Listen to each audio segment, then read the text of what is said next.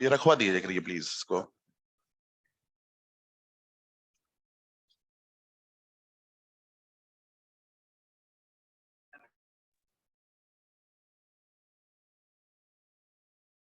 चलिए बेटा, तो एक नया टॉपिक पढ़ेंगे आज। बीच में मलेरिया एक डिजीज रह गई है और एसटीआईज रह गए हैं, है ना। और बाकी सब हो गया था, प्रिवेंशन एंड कंट्रोल भी रह गया, बोलना बाकी है उसको। अभी क्या है कि थोड़ा सा मैनेज करके चलते हैं। आज पूरा लेक्चर पढ़ेंगे एड्स, है ना। तो एक नई डिजीज लेते हैं, एड्स। एक्चुअल में क्या है, 3 डिजीजेस हम लोग के सिलेबस में डिटेल में है। एक तो एड्स, एक कैंसर और एक मलेरिया, है ना। तो ये 3 थोड़ा सा डिटेल में पढ़नी होती, बाकी तो आपको मालूम है हम पढ़ ही चुके हैं। तो बाकी को जितना लिखा था, जितना पढ़ना था वो पढ़ लिया हमने। सिर्फ 3 डिजीज को थोड़ा सा डिटेल में देखना है। तो आज हम डिटेल में देखते हैं एड्स।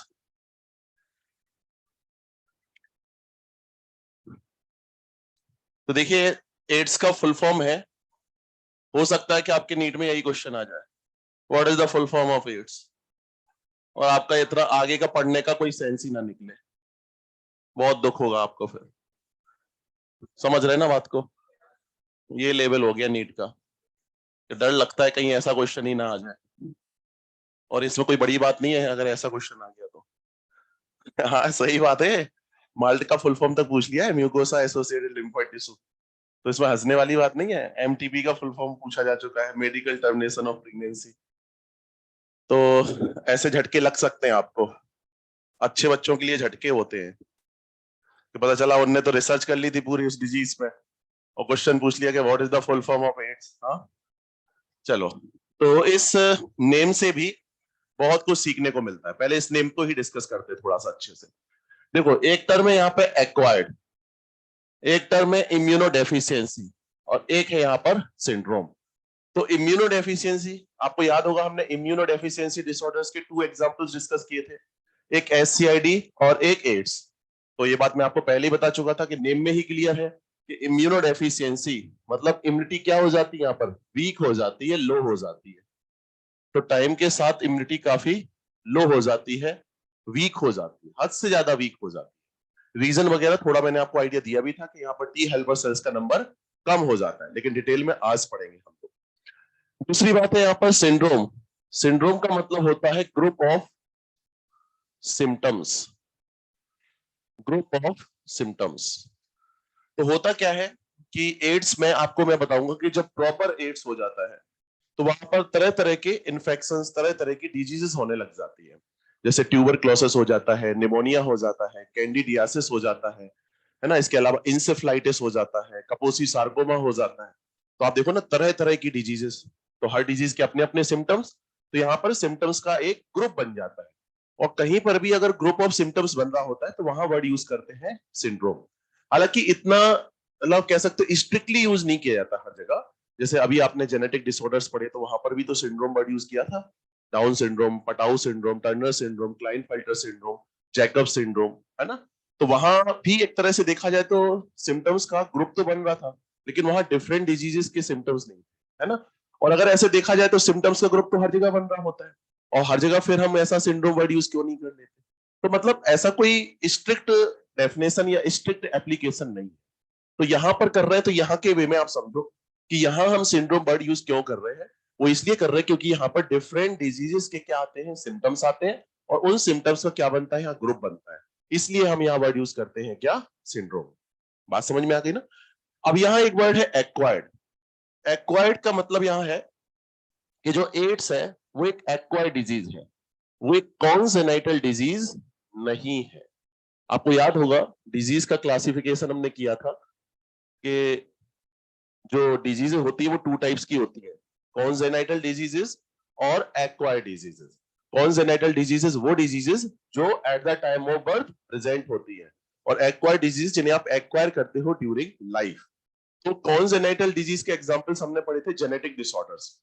अब यहाँ पर भी एक कॉन्जेनाइटल डिजीज नहीं है, ये एक एक्वायर्ड डिजीज है, मतलब इसे एक्वायर किया जाता है ड्यूरिंग लाइफ। फिर कुछ बच्चे आ जाते हैं डाउट काउंटर पर कि सर एक ऐसा फंडा होता है कि अगर मान लीजिए मदर एचआईवी पॉजिटिव है और वो प्रेग्नेंट है ना, तो प्लेसेंटा से एचआईवी जा सकता है फीटस में। अब उस फीटस का जब बेबी जो बनेगा और जब बर्थ होगा उसका बेबी बन करके न्यूबॉर्न बेबी के फॉर्म में, तो फिर उसको एड्स नहीं होगा क्या? नहीं, एड्स नहीं होगा उसको, उसे एचआईवी इन्फेक्शन होगा, यानी वो एचआईवी पॉजिटिव होगा, वो एड्स पेशेंट नहीं होगा। मैंने शायद आपको बताया भी था, ये टू डिफरेंट वर्ड्स हैं। एचआईवी पॉजिटिव होना और एड्स पेशेंट होना, ये दो अलग अलग वर्ड है। यानी पर्सन के अंदर एचआईवी एंटर कर गया तो वो एचआईवी पॉजिटिव हो गया, लेकिन उसे अभी आप एड्स पेशेंट नहीं बोलोगे। जब उसके अंदर एड्स जैसे कुछ सिम्टम्स आने लग जाएंगे, यानी एड्स में जो भी सिम्टम्स आने होते वो आने लग जाएंगे, तब आप बोलोगे कि वो क्या हुआ है, एड्स पेशेंट हुआ है। और एड्स से रिलेटेड सिम्टम्स आने में टाइम लगता है अप्रोक्सीमेटली 5 to 10 ईयर्स, यानी 5 to 10 ईयर्स के बाद बनेगा वो एड्स पेशेंट।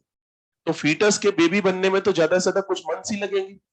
इसका मतलब जब उसका बर्थ होगा तो कुछ ही मंथ्स तो हुए होंगे एचआईवी के एंटर करे हुए, तो इसका मतलब वहां पर वो एड्स पेशेंट तो गारंटेड नहीं बना होगा। यानी आप कह सकते हो eight the time of birth HIV infection तो प्रेजेंट हो सकता है, लेकिन कभी भी पर्सन एड्स पेशेंट नहीं हो सकता। तो अभी अपन बात किसकी कर रहे हैं? एड्स की बात कर रहे हैं, एड्स डिजीज की बात कर रहे हैं। तो क्या at the time of birth AIDS disease कभी प्रेजेंट होगी? नहीं होगी, इसे हमेशा आप कहोगे बर्थ के बाद ही देखने को मिलेगी। तो ये कैसी डिजीज हो गई? एक्वायर्ड डिजीज हो गई। यानी आप बोल सकते हो कि AIDS is not a congenital disease, यानी at the time of birth ये डिजीज कभी भी प्रेजेंट नहीं होती। हाँ, एचआईवी इन्फेक्शन में भी present at the time of birth. बात समझ में आ गई ना पूरी? तो यहां से बहुत कुछ सीखने को मिलता है इस टर्म से, है ना। अब अगर बात की जाए इस डिजीज की, तो इसे स्लिम डिजीज भी बोलते हैं। स्लिम डिजीज इसलिए बोलते हैं क्योंकि आगे मैं आपको बताऊंगा कि इनिशियल जो सिम्टम्स होते हैं एड्स से रिलेटेड, उसमें जो पर्सन होता है, जो पेशेंट होता है, उसका बॉडी वेट कम होने लग जाता है, क्योंकि उसको रिपीटेड एपिसोड्स उसके अंदर देखने को मिलते हैं डायरिया के। मतलब काफी ज्यादा डायरिया होने लग जाता है, उल्टी जिसको आप बोलते हो दस्त लगना, मतलब आप इसे लूज मोशंस बोलते हो। तो अगर फ्रिक्वेंटली कहीं पर डायरिया वाला फंडा बनेगा, तो water loss, salt loss, nutrition का लॉस इस तरह से होता रहेगा, और पर्सन धीमे धीमे काफी वीक होता चला जाएगा, उसका जो बॉडी वेट है वो कम होता चला जाएगा, और वो कैसा हो जाएगा? स्लिम हो जाएगा। इस वजह से आप बोलते हो इस डिजीज को क्या? Slim disease. तो इसको सिंपल सा नाम स्लिम डिजीज भी होता है। इसके बाद बात आती है कि एड्स का फर्स्ट पेशेंट जो है वो रिपोर्ट कब किया गया था? तो वो रिपोर्ट किया गया था 1981 में यूएसए से। तो यूएसए में एक डिजीज कंट्रोल सेंटर है, डिजीज सेंटर है अटलांटा के अंदर। तो वहां पर फर्स्ट केस जो है एड्स का वो रिपोर्ट किया गया था। अब आप सोचो 1981 में रिपोर्ट किया गया था फर्स्ट केस, और अगर प्रेजेंट में बात की जाए तो अप्रोक्सीमेटली कितने ईयर्स हो गए? प्रेजेंट कितने? अप्रोक्सीमेटली 41 ईयर्स हो गए, 42 ईयर्स हो गए अप्रोक्सीमेटली। तो अगर आप देखो कि इन 42 ईयर्स में आप वर्ल्ड के किसी भी कंट्री में चले जाओ, वहां पर आपको एड्स पेशेंट देखने को मिल जाएंगे। यानी आप कह सकते हो कि पूरे वर्ल्ड में ये डिजीज इन ईयर्स में क्या हो चुकी है? फैल चुकी है। और अगर एक डाटा की बात करें एनसीईआरटी की, लास्ट 25 ईयर्स में अप्रोक्सीमेटली 25 मिलियन पर्सन की डेथ हो चुकी है ड्यू टू दिस डिजीज। तो आप इससे भी अंदाजा लगा सकते हो कि कितनी ज्यादा फैटल डिजीज होती जा रही है टाइम के साथ। हालांकि ये डाटा बहुत पुराना है, ये डाटा तब का है तब जब एग्जैक्टली 25 ईयर्स हुए थे, यानी जब ये एनसीईआरटी फर्स्ट टाइम पब्लिश हुई थी। उसके बाद से एनसीईआरटी ने इसमें कभी कोई अपडेट किया ही नहीं।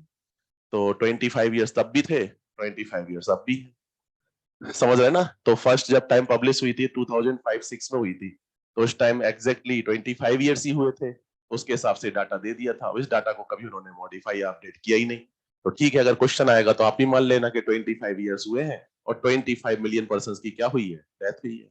ठीक है ना। तो ये हाल है अपने यहाँ का एनसीईआरटी का, है ना, अपडेट ही नहीं करते उसको। इसके बाद बात आती है कि ऐसी चीजों में हम भी पीछे नहीं रहते। तो 1986 में हमने भी बता दिया कि हमारे यहाँ भी एड्स पेशेंट है। तो चेन्नई से इंडिया का फर्स्ट एड्स पेशेंट क्या हो गया? रिपोर्ट हो गया। तो चेन्नई से 1986 में इंडिया का फर्स्ट एड्स पेशेंट क्या हो जाता है? रिपोर्ट हो जाता है। मतलब विद इन 5 ईयर्स हमने भी दुनिया को दिखा दिया कि हमारे यहाँ भी क्या है? एड्स पेशेंट है ना। भली वो प्राउड करने वाली बात नहीं है, लेकिन अपन हर जगह आगे रहना चाहते हैं, है ना। तो जहां बाकी चीजों में जहां प्राउड होना चाहिए वहां भी आगे, और जहां थोड़ा सा सिंपल होना चाहिए वहां भी कई बार हम लोग अपनी धाक दिखा जमा देते हैं। तो ये वाला फंडा है। तो 1986 में इंडिया का फर्स्ट एड्स पेशेंट, ये भी एक पॉइंट है, आप थोड़ा सा उसको ध्यान रखें। अब यह बात आती है कि ये एड्स होता किससे है। तो एड्स एक वायरल डिजीज है, और वायरल डिजीज है तो इसका यानी आप पैथोजन की बात भी कर सकते हो, और इसका पैथोजन है क्या, HIV। और HIV का फुल फॉर्म होता है ह्यूमन इम्यूनो डेफिशिएंसी वायरस। तो हो सकता है ये भी आपसे पूछ ले, तो what is the full form of HIV। कोई बड़ी बात नहीं है, तो इसे भी आप थोड़ा सा याद रखिएगा कि HIV नेम का वायरस। हाँ, HIV प्रेजेंट में है नेम, ऐसा नहीं है कि हमेशा से इसको HIV बोला जा रहा हो। पहले इसके और नेम चले बीच में, SCLV3, इस तरह से नेम थे इसके, लेकिन अभी प्रेजेंट में जो है आपको वही याद रखना है, क्योंकि यही जाना जाएगा। तो HIV प्रेजेंट का नेम, और ह्यूमन इम्यूनोडेफिशिएंसी वायरस इसे बोलते हैं। इसके डिफरेंट फॉर्म्स हमें देखने को मिलते हैं वर्ल्ड के अंदर। तो इसके 2 डिफरेंट फॉर्म्स हैं, एक HIV-1 है और एक HIV-2 है।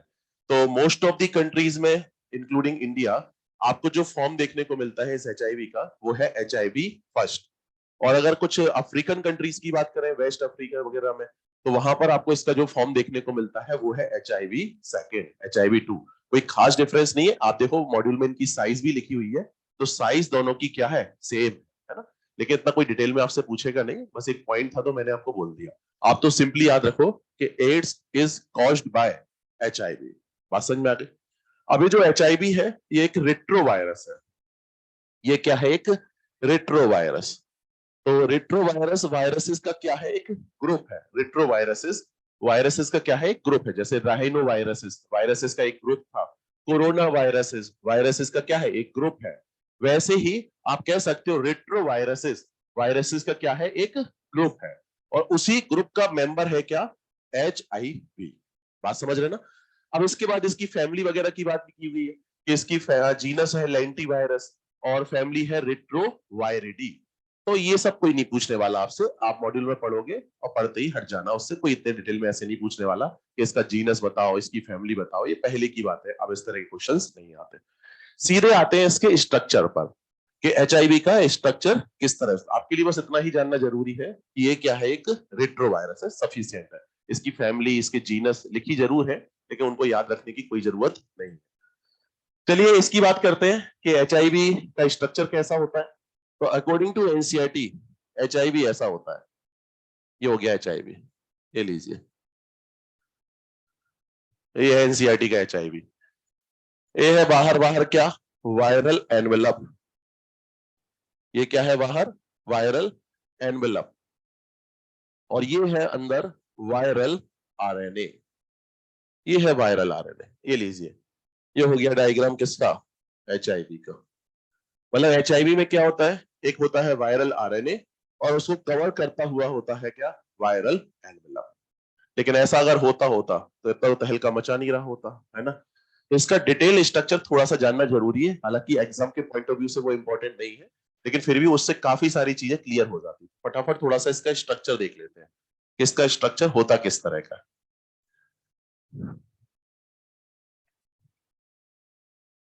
तो देखिए, सबसे पहले मैं बताता हूं, सबसे अंदर से सबसे बाहर की तरफ चलते हैं। सबसे अंदर होता है इसमें 2 identical molecules of single stranded RNA।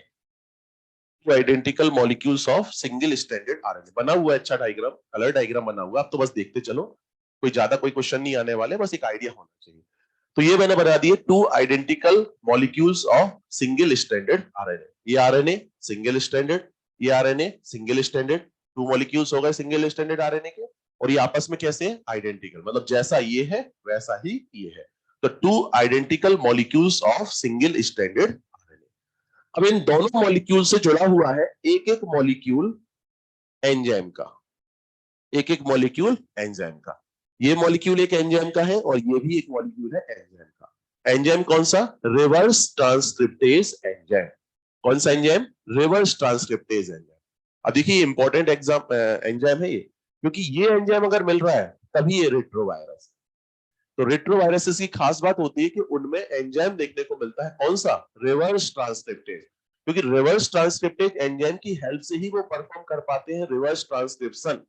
और रिवर्स ट्रांसक्रिप्शन का मतलब ट्रांसक्रिप्शन का उल्टा। तो ट्रांसक्रिप्शन होता है DNA टू RNA, तो रिवर्स ट्रांसक्रिप्शन हो गया RNA टू DNA।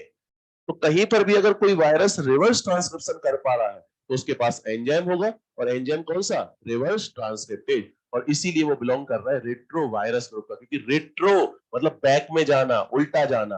तो बताओ उल्टा ही तो जा रहे हो, क्योंकि सीधा जाना हुआ डीएनए टू आरएनए, उल्टा जाना हुआ आरएनए टू डीएनए, इसलिए ये रेट्रो जो टर्म आप समझ रहे हो वो आया है।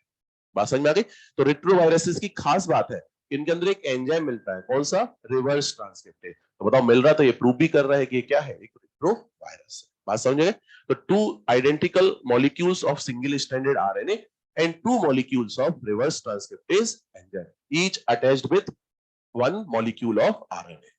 बात समझ में आ गई ना? इसके अलावा टू और मॉलिक्यूल्स है एंजाइम्स के, ये देखिए टू और मॉलिक्यूल्स बनाता हूं एंजाइम्स के, ये दूसरे एंजाइम है। इनमें से एक मॉलिक्यूल है, एक एंजाइम होता है इंटीग्रेज। कौन कौन से एंजाइम हो गए यहां लिखता चलता हूं। पहला एंजाइम कौन सा हो गया? Reverse transcriptase, reverse transcriptase. एक एंजाइम हो गया कौन सा? इंटीग्रेज। और एक और मॉलिक्यूल बनाया मैंने, वो है प्रोटीएज। तो इसके तो टू मॉलिक्यूल्स है, देखिए इनके वन वन मॉलिक्यूल है। ये एंजाइम है इंटीग्रेज और ये एंजाइम है प्रोटीएज। तो शॉर्ट में बोल सकते हो R I and P, RIP, rest and peace. तो यही तीन एंजाइम्स मिलकर के ऐसा काम करते हैं कि जिस पर्सन में एचआईवी एंटर करता है उसका रेस्ट इन पीस हो जाता है। समझ रहे? और इसी ऑर्डर में काम भी करते हैं, गजब की बात है। पहले ये करता है, फिर ये करता है, फिर ये करता है। अभी देखोगे आप। तो यहां पर ये हो गए three different types of enzymes. बात समझ में आ गई? इसके बाद फिर स्टार्टिंग होती है यहां पर प्रोटीन कोड की। ये लीजिए, मैं बना रहा हूं कुछ प्रोटीन के मॉलिक्यूल्स। ये है प्रोटीन के मॉलिक्यूल्स, और ये प्रोटीन के मॉलिक्यूल्स मिलकर के बना रहे हैं यहां पर प्रोटीन कोड। क्या बना रहे हैं? Protein code. ये बना दिया मैंने प्रोटीन कोड। ये अंदर वाला प्रोटीन कोड है, अभी बाहर वाला प्रोटीन कोड और बना दे। इसके बाहर भी आपको एक प्रोटीन कोड दिखाई देता है।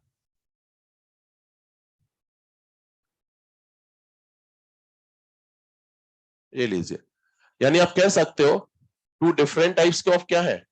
Protein coats. Two different types of protein coats. तो एक हो गया इनर प्रोटीन कोड और एक हो गया आउटर प्रोटीन कोड। तो एक है इनर प्रोटीन कोड और एक है outer protein code. Inner protein code बनता है P24 नेम की प्रोटीन से, P फॉर प्रोटीन, और 24 एक कोड दे दिया मॉलिक्यूलर वेट के अकॉर्डिंग। तो यहां पर ये है P24 का बना और ये है P17 का बना। इनके और भी नेम है, जैसे अंदर वाले को बोलते हैं कैप्सिड और बाहर वाले को बोलते हैं मैट्रिक्स। तो इनर प्रोटीन कोड बोल दो, आउटर प्रोटीन कोड बोल दो। ये बना है P17 का, सॉरी P24 का, वो बना है P17 का। इसे बोलते हो कैप्सिड, इसे बोलते हो मैट्रिक्स।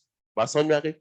अब जितना भी मैंने ये ब्लू कलर से बनाया है आपके सामने, ये पूरा का पूरा स्ट्रक्चर कहलाता है कोर, वायरस का कोर। तो ये कोर वाला पार्ट हो गया। अब जो मैं बनाऊंगा वो होता है एनवेलप। तो वायरस का एनवेलप, तो वायरस की एनवेलप के तौर पे क्या होता है वो मैं रेड कलर से दिखा देता हूं। ये लीजिए, ये बना रहा हूं मैं वायरस का एनवेलप, ये बना दिया। और एनवेलप के नेम पर क्या है? ये लिपिड बाइलेयर। ये बाहर ये क्या है? Lipid bilayer. तो लिपिड की बनी हुई ले बाइलेयर है ना, डबल लेयर, बाइलेयर। और इसमें प्रेजेंट होते हैं कुछ स्ट्रक्चर्स जो कि बने होते हैं ग्लाइकोप्रोटीन के। किसके स्ट्रक्चर? ग्लाइकोप्रोटीन के। तो ये स्ट्रक्चर्स पूरे उसमें होते हैं लिपिड बाइलेयर में, इस तरह से, इस तरह से। ये है ग्लाइकोप्रोटीन के बने हुए स्ट्रक्चर्स। ये ग्लाइकोप्रोटीन के बने हुए स्ट्रक्चर्स सबके सब।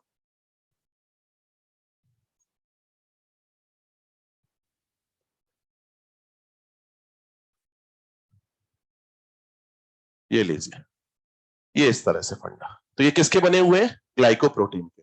तो ये मैंने जो रेड कलर से बनाया ना, ये क्या है? पूरा का पूरा एनवेलप। अब फटाफट मार्किंग कर लेते एक बार फिर से। ये जो स्ट्रक्चर दिख रहा है आपको, ये किसके बने हैं? ग्लाइकोप्रोटीन के। और यहाँ पर भी टू डिफरेंट ग्लाइकोप्रोटीन है। ये ऊपर ऊपर जो आप देख रहे हो, ये सर्किल जैसा स्ट्रक्चर, ओवल शेप्ड स्ट्रक्चर, ये बना होता है GP120 नेम की ग्लाइकोप्रोटीन का। जीपी मतलब ग्लाइकोप्रोटीन, और 120 कोड दे दिया उसको। इसी तरह से नीचे की तरफ जो है, ये है GP41। ये क्या है? GP41। जीपी मतलब ग्लाइकोप्रोटीन और 41 कोड हो गया। और ये क्या है, लिपिड बाइलेयर, लिपिड बाइलेयर।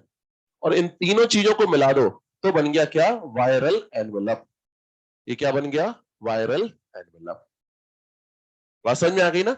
अब जो ब्लू कलर का है वो क्या है, कोर। तो कोर में देखो ये सबसे बाहर क्या है, आउटर प्रोटीन कोर, जिसको क्या बोलते हैं, मैट्रिक्स। ये है मैट्रिक्स। ये किसका बना है, प्रोटीन का। कौन सी प्रोटीन का, P17। बात समझ में आ गई।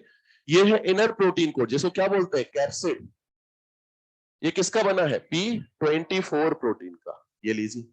इसके अलावा ये जो आप देख रहे हो मॉलिक्यूल्स, ये क्या है, two identical molecules of single stranded RNA. तो two identical molecules of single stranded RNA, ये लीजिए। इसके अलावा ये जो एंजाइम जुड़े हुए देख रहे हो, ये कौन सा एंजाइम है, ये है रिवर्स ट्रांसक्रिप्टेज। तो आर लिख देते हैं। बताओ कितने मॉलिक्यूल है आर के, टू। तो आर का मतलब रिवर्स ट्रांसक्रिप्टेज, कितने मॉलिक्यूल्स, टू मॉलिक्यूल्स। इसके अलावा जो बीच में बनाए थे, ये क्या था, एक इंटीग्रेज आई, वन मॉलिक्यूल। ये क्या है, पी, वन मॉलिक्यूल, प्रोटीएज। बात समझ में आई ना, यही सब चीजें बताई थी मैंने। तो ये जब सब मिला करके बना दो आप, ये पूरा का पूरा, ये क्या है, वायरल कोर। ये क्या है, वायरल कोर। बात समझ में आ गई ना। अब बताओ इसमें और इसमें कितना डिफरेंस है। रियलिटी में ये होता है अकॉर्डिंग टू एनसीईआरटी। तो इन्होंने कुछ ज्यादा ही सिंप्लीफाई कर दिया। इन्होंने बस बीच में क्या दिखाया, ये जेनेटिक मटेरियल दिखाया, वो भी एक, और बाहर ऊपर बता दिया कि बाकी सब कुछ है एक्स्ट्रा। समझ में आ गई बात।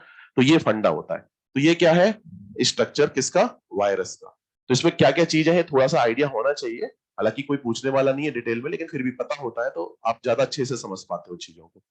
अब यहाँ सबसे पहले मैं आपसे क्वेश्चन पूछूं कि बताओ आउटर मोस्ट पार्ट क्या हुआ इस एचआईवी का, GP120।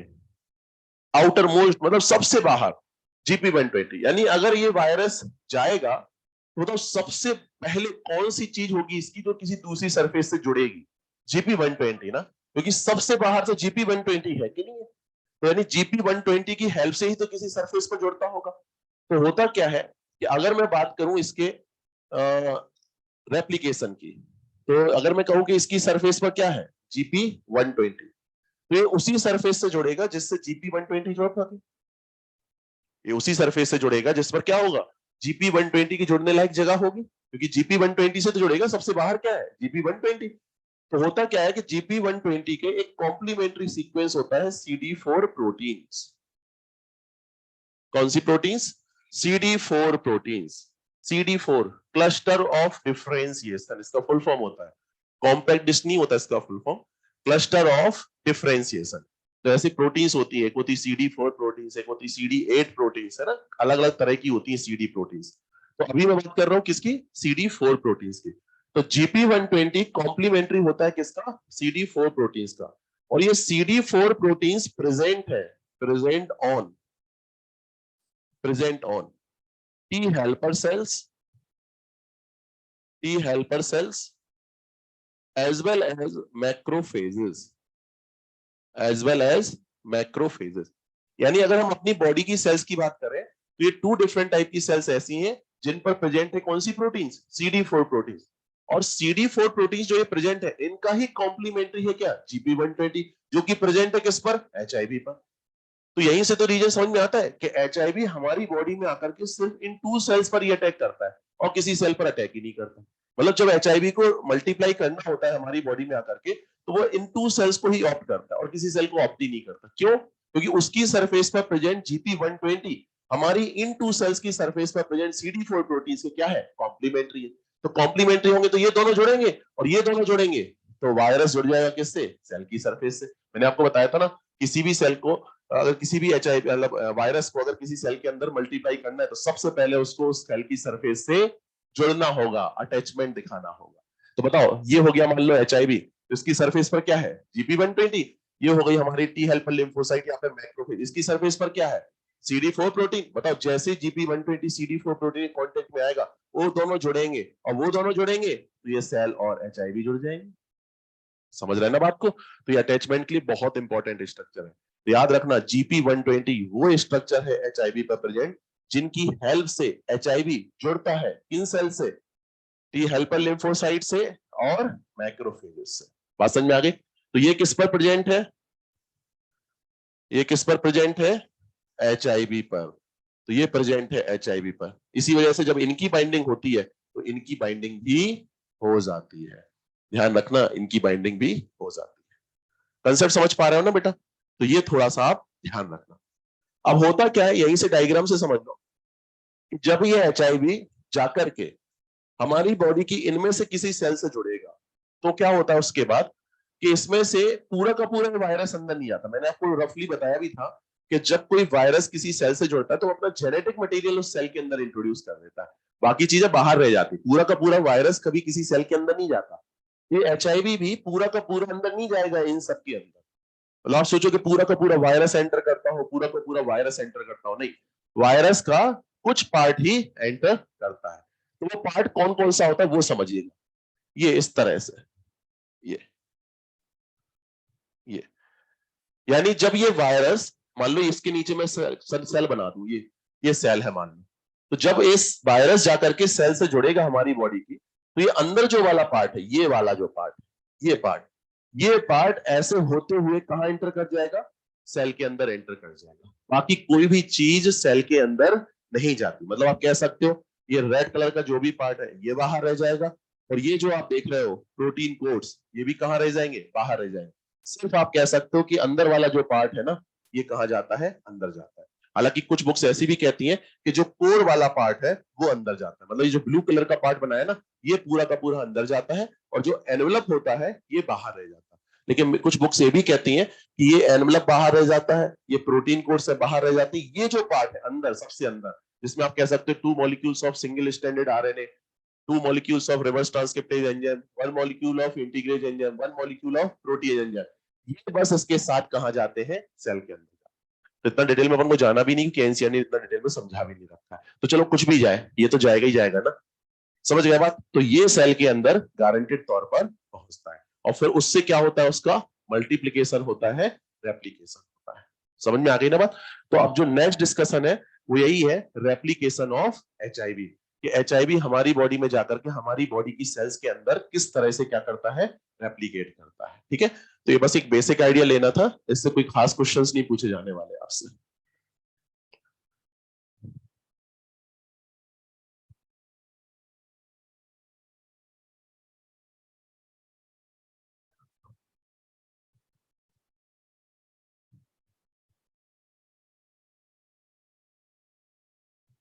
चलिए, तो अब डिस्कस करते हैं रेप्लीकेशन ऑफ HIV। अब देखा जाए तो ये काफी कॉम्प्लेक्स होता है, लेकिन अपनी एनसीईआरटी ने इसको बहुत ज्यादा सिंप्लीफाई कर दिया है, ओवर सिंप्लीफाई। तो देखो कैसे करा है इन्होंने। इन्होंने दिखा रखा सबसे पहले कि ये है मान लो एक HIV, ये एक HIV है, HIV। ये क्या है बताओ? Viral envelope. ये है वायरल एनवेलप। और ये क्या है? Viral RNA। इस तरह से दिखा रखा है इन्होंने। और फिर इसके बाद इन्होंने बना दी है एक सेल, एनिमल सेल। ये लीजिए, तो रेक्टेंगुलर इन्होंने सेल दिखा रखी है। एक डायग्राम आप देख सकते हो, बना हुआ है, एनसीईआरटी का ही डायग्राम है वो। तो इन्होंने एक रेक्टेंगुलर क्या दिखा रखी है? Animal cell. इस तरह से एनिमल सेल से मतलब ह्यूमन सेल, ह्यूमन सेल। और जरा मुझे बताओ, अगर आप रेप्लिकेशन की बात कर रहे हो तो ये कौन सी सेल होगी? ये इन्हीं दोनों में से कोई होगी? तो आप कह सकते हो, इसके एग्जाम्पल में आप बोल सकते हो कौन कौन सी? T helper lymphocytes, T helper lymphocytes, और क्या बोल सकते हैं यहां पर? मैक्रोफेज। ये है मैक्रोफेज या फिर टी हेल्पर लिम्फोसाइट। बस इसके अलावा कोई नहीं होगी, क्योंकि अटैचमेंट किससे होता है? इन्हीं दोनों से होता है। तो इन्हीं में क्या होगा? रेप्लिकेशन होगा, मल्टीप्लीकेशन होगा। तो कैसे होता है देखिए, सबसे पहले क्या होगा कि ये जो HIV है ये अटैक करता है किस पर? इस ह्यूमन सेल पर। तो सबसे पहले यहां पर ये वायरल अटैक, ये हो गया वायरल अटैक। और वायरल अटैक के नाम पर क्या हुआ कि जो वायरस है ये जाकर के जुड़ गया है सिर्फ किससे? इस एनिमल सेल की सरफेस से। अब जरा मुझे बताओ ये जुड़ा कैसे होगा? वही GP120 एंड CD4 प्रोटीन की हेल्प से। तो ये क्या दिखा दिया? जुड़ता हुआ दिखा दिया। अब मैंने क्या बोला था? जब जुड़ता है तो इसमें कुछ ही पार्ट जो है वो अंदर जाता है, कुछ बुक्स के अकॉर्डिंग कोर पार्ट अंदर जाता है और कुछ बुक्स के अकॉर्डिंग वही 2 identical copies of single standard RNA are I and बात समझ में आ गई। तो कुछ भी जाए, अब जो एनसीईआरटी ने बताई वो अपन दिखाते हैं। तो एनसीईआरटी के अकॉर्डिंग यहाँ क्या होता है कि यहाँ पर एंट्री हो जाती है, एंट्री हो जाती किसकी, वायरल आरएनए की। बस एनसीईआरटी ने तो आरएनए के बारे में बात की है, एंजाइम के बारे में तो बात की ही नहीं है। तो मैं जो बात नहीं की है वो मैं बोलता चल रहा हूं और जो बात की है वो मैं बनाता चलता हूं, क्योंकि क्वेश्चन तो फाइनली अपन को एनसीईआरटी के अकॉर्डिंग ही देना होगा आंसर। तो क्वेश्चन आएगा भी तो एनसीईआरटी पर बेस्ड आएगा और आंसर जो देना होगा वो भी आपको एनसीईआरटी में जो दिया हुआ है उसके अकॉर्डिंग ही देना होगा। तो अपन रेफरेंस ले रहे हैं एनसीईआरटी का डायग्राम, लेकिन कुछ एक्स्ट्रा बातें भी मैं आपको बताता चलता हूँ। तो आप कह सकते हो कि एनसीईआरटी ने दिखा क्या रखा है कि कौन आ गया अंदर, वायरल आरएनए आ गया अंदर। लेकिन सिर्फ एक वायरल आरएनए तो कोई ना है, 2 कॉपीज है वायरल आरएनए की, दोनों आती है। लेकिन एनसीईआरटी ने सिर्फ एक बना रखी है। इसका क्या मतलब है, एनसीईआरटी ये बताने की कोशिश कर रही है कि एक आरएनए पर जो होता है फंडा वही दूसरे पर भी होता है। मतलब एक का फंडा आप समझ लो, जो फंडा एक के साथ है वही पूरा का पूरा फंडा दूसरे के साथ भी है, आप ऐसा समझ सकते हो। तो यहाँ पर आए तो होंगे 2 वायरल आरएनए अगर वो उस डायग्राम की बात करें, लेकिन इस डायग्राम के अकॉर्डिंग तो एक ही बनाना पड़ेगा ना हमें, कि नहीं बनाना पड़ेगा। इसलिए यहाँ पर क्या दिखा दिया, 1 वायरल आरएनए हमने दिखा दिया। बात समझ में आ गई ना। अच्छा, एंजाइम्स भी साथ आए हैं लेकिन एनसीईआरटी ने उनकी कोई बात की ही नहीं है, इवन डिस्क्रिप्शन तक में बात नहीं की। तो अपन को तो करनी है ना, क्योंकि अपन को समझना है, कंसेप्ट बनाने हैं थोड़े से। अब होता क्या है बताओ, इसी आरएनए के साथ तो एंजाइम्स आए होंगे, तो इसी के साथ जुड़ा होता है कौन सा एंजाइम, रिवर्स ट्रांसक्रिप्टेज। मतलब आरएनए पर ही तो मैंने जोड़ा था, वो कि नहीं जोड़ा था। तो क्या होता है यहाँ पर अब एक्ट करता है कौन सा एंजाइम, रिवर्स ट्रांसक्रिप्टेज एंजाइम। तो यहाँ पर अब इस पर एक्ट करता है reverse transcriptase enzyme, reverse transcriptase enzyme ये यहाँ पर वर्क करता है। और इसके वर्क करते ही ये जो वायरल आरएनए है ये बदल जाता है किसमें, वायरल डीएनए। अब देखिए एनसीईआरटी के अकॉर्डिंग तो बस इतना सा सिंपल सा हो गया, लेकिन ऐसा नहीं होता है। एक्चुअल में क्या होता है कि जब रिवर्स ट्रांसक्रिप्टेज वर्क करता है तो पहले बनता है आरएनए डीएनए हाइब्रिड और फिर बनता है एग्जैक्ट क्या, डीएनए। क्योंकि डीएनए यहाँ जो बनेगा वो सिंगल स्टैंडर्ड नहीं बनता, वो कैसा बनता है, डबल स्टैंडर्ड। जबकि एनसीईआरटी ने सिंगल स्टैंडर्ड ही रखा रखा। हालांकि एनसीईआरटी सिर्फ रिप्रेजेंट करना चाह रही है, वो इस चीज में आपको नहीं उलझाना चाह रही कि कहाँ सिंगल स्टैंडर्ड कहाँ डबल स्टैंडर्ड। वो चाह रही बस ऊपर ऊपर का आप थोड़ा सा आइडिया ले लो। लेकिन आपको पता होना चाहिए कि आरएनए कैसा होता है, सिंगल स्टैंडर्ड। लेकिन यहाँ जो डीएनए बनता है वो कैसा बनता है, डबल स्टैंडर्ड। तो ये बनता कैसे है, पहले आरएनए से बनता है आरएनए डीएनए हाइब्रिड और फिर बनता है क्या, एक डबल स्टैंडर्ड डीएनए। मतलब ये जो डीएनए बना ये कैसा बना है, डबल स्टैंडर्ड बना है, आप ऐसा याद रख सकते हो। तो बताओ ये पहले एंजाइम का रोल हो गया, समझ में आ गया। एंजाइम ने क्या किया, रिवर्स ट्रांसक्रिप्शन करा दिया, आरएनए से क्या बनवा दिया, डीएनए। अब क्या होता है कि जो ह्यूमन सेल है, बताओ ह्यूमन सेल अगर है तो इसमें न्यूक्लियस भी तो होगा। तो यहाँ पर साइड में एनसीईआरटी ने बना रखा है इसका न्यूक्लियस, और न्यूक्लियस में दिखा रखा है इसका जेनेटिक मटेरियल, यानी कि क्या कह सकते हो, डीएनए क्रोमेटिन। तो ये डीएनए क्रोमेटिन यहाँ पर इस तरह से एनसीईआरटी ने दिखा रखा है। तो ये है सेल का क्या, न्यूक्लियस, और ये क्या है, ह्यूमन डीएनए। ये है ह्यूमन डीएनए, मतलब आप कह सकते हो होस्ट डीएनए। होस्ट कौन है, ह्यूमन, तो होस्ट का डीएनए मतलब ह्यूमन का डीएनए। अब यहां पर क्या होता है कि जो वायरल डीएनए बना ये कैसा बना, डबल स्टैंडर्ड। और ये भी कैसा होता है, डबल स्टैंडर्ड। हम लोग का डीएनए कैसा है, डबल स्टैंडर्ड, और ये भी कैसा हो गया, डबल स्टैंडर्ड। तो यहाँ पर अब होता क्या एनसीईआरटी के अकॉर्डिंग, अब ये जो वायरल डीएनए है ये आकर के यहाँ पर इस डीएनए पर क्या हो जाता है, इनकॉर्पोरेट हो जाता है। तो इसका हो जाता है इंटीग्रेशन, इंटीग्रेशन। और किस एंजाइम की हेल्प से, इंटीग्रेज एंजाइम की हेल्प से। तो अब इस स्टेप में कौन वर्क करता है, इंटीग्रेज एंजाइम। और ये इंटीग्रेज एंजाइम क्या करवाता है, इंटीग्रेशन करवाता है। नाम ही देखो ना, इंटीग्रेज एंजाइम, इंटीग्रेशन करवाने वाला एंजाइम, इनकॉर्पोरेशन करवाने वाला एंजाइम, जोड़ देने वाला एंजाइम। तो होता क्या है कि जो वायरल डीएनए है जाकर के जुड़ जाता है किस पर, होस्ट के डीएनए। अब ये जुड़ता कैसे है, थोड़ा बहुत आइडिया आपको तब समझ में आएगा ज्यादा अच्छे से जब आप जेनेटिक्स पढ़ लोगे। अभी तो जेनेटिक मटेरियल वगैरह कुछ पढ़ा ही नहीं है। तो अभी मान लो आपके जुड़ गया, और ये जुड़ गया तो इस तरह से आप दिखा सकते हो। मान लो मैंने कहा यहाँ पर जुड़ गया, ये लीजिए, ये मैंने जुड़ा हुआ दिखा दिया। बताओ वो वायरल डीएनए था और ये आकर के जुड़ गया किस पर, होस्ट के डीएनए, मतलब उसी का पार्ट बन गया। और इसको हम क्या बोलते हैं, इंटीग्रेशन या फिर इनकॉर्पोरेशन। किस एंजाइम की हेल्प से हुआ है? इंटीग्रेज एंजाइम की हेल्प से हुआ। अब होगा क्या कि जब ये होस्ट सेल अपने लिए ट्रांसक्रिप्शन ट्रांसलेशन करेगी, क्योंकि हर सेल में ये चलता रहता है ट्रांसक्रिप्शन ट्रांसलेशन, क्योंकि ये जो डीएनए है, बताओ ये डीएनए से क्या बनेगा? आरएनए, और आरएनए से क्या बनेगी? प्रोटीन्स बनेगी। तो बताओ जब इसके डीएनए से, मतलब होस्ट के डीएनए से आरएनए, आरएनए से प्रोटीन बनेगी, तो कहीं ना कहीं साथ में इस वायरल डीएनए से भी तो आरएनए, आरएनए से प्रोटीन्स बनेगी। इसको जोड़ने का पर्पस क्या है? मशीनरी यूज करना, क्योंकि उसके पास अब आगे के लिए एंजाइम्स नहीं है। वायरस के पास आगे के लिए एंजाइम नहीं है कि वो अपने लिए क्या कर सके? ट्रांसक्रिप्शन कर सके, ट्रांसलेशन कर सके। मतलब वायरल आरएनए से वायरल डीएनए बनाने का एंजाइम था, इस वायरल डीएनए को जोड़ने वाला एंजाइम था, एक एंजाइम और है, लेकिन बीच में तो और भी एंजाइम लगने, ये उसके पास है नहीं है। इसीलिए तो वो होस्ट सेल के अंदर गया, ताकि उसके एंजाइम यूज करके अपना काम करवा सके। तभी तो ऐसा बोलते हैं कि वायरस होस्ट सेल की मशीनरी यूज करके अपना रेप्लिकेशन करता है, मल्टीप्लीकेशन करता है। मशीनरी, मशीनरी मतलब क्या? उसके एंजाइम्स। तो होस्ट के जो एंजाइम्स होंगे ना, उनका यूज करके अपना काम करवाता है। तभी तो जाना होता है उसको सेल के अंदर, तभी तो वो लिविंग है उसके अंदर। और बाहर क्या है? Non living.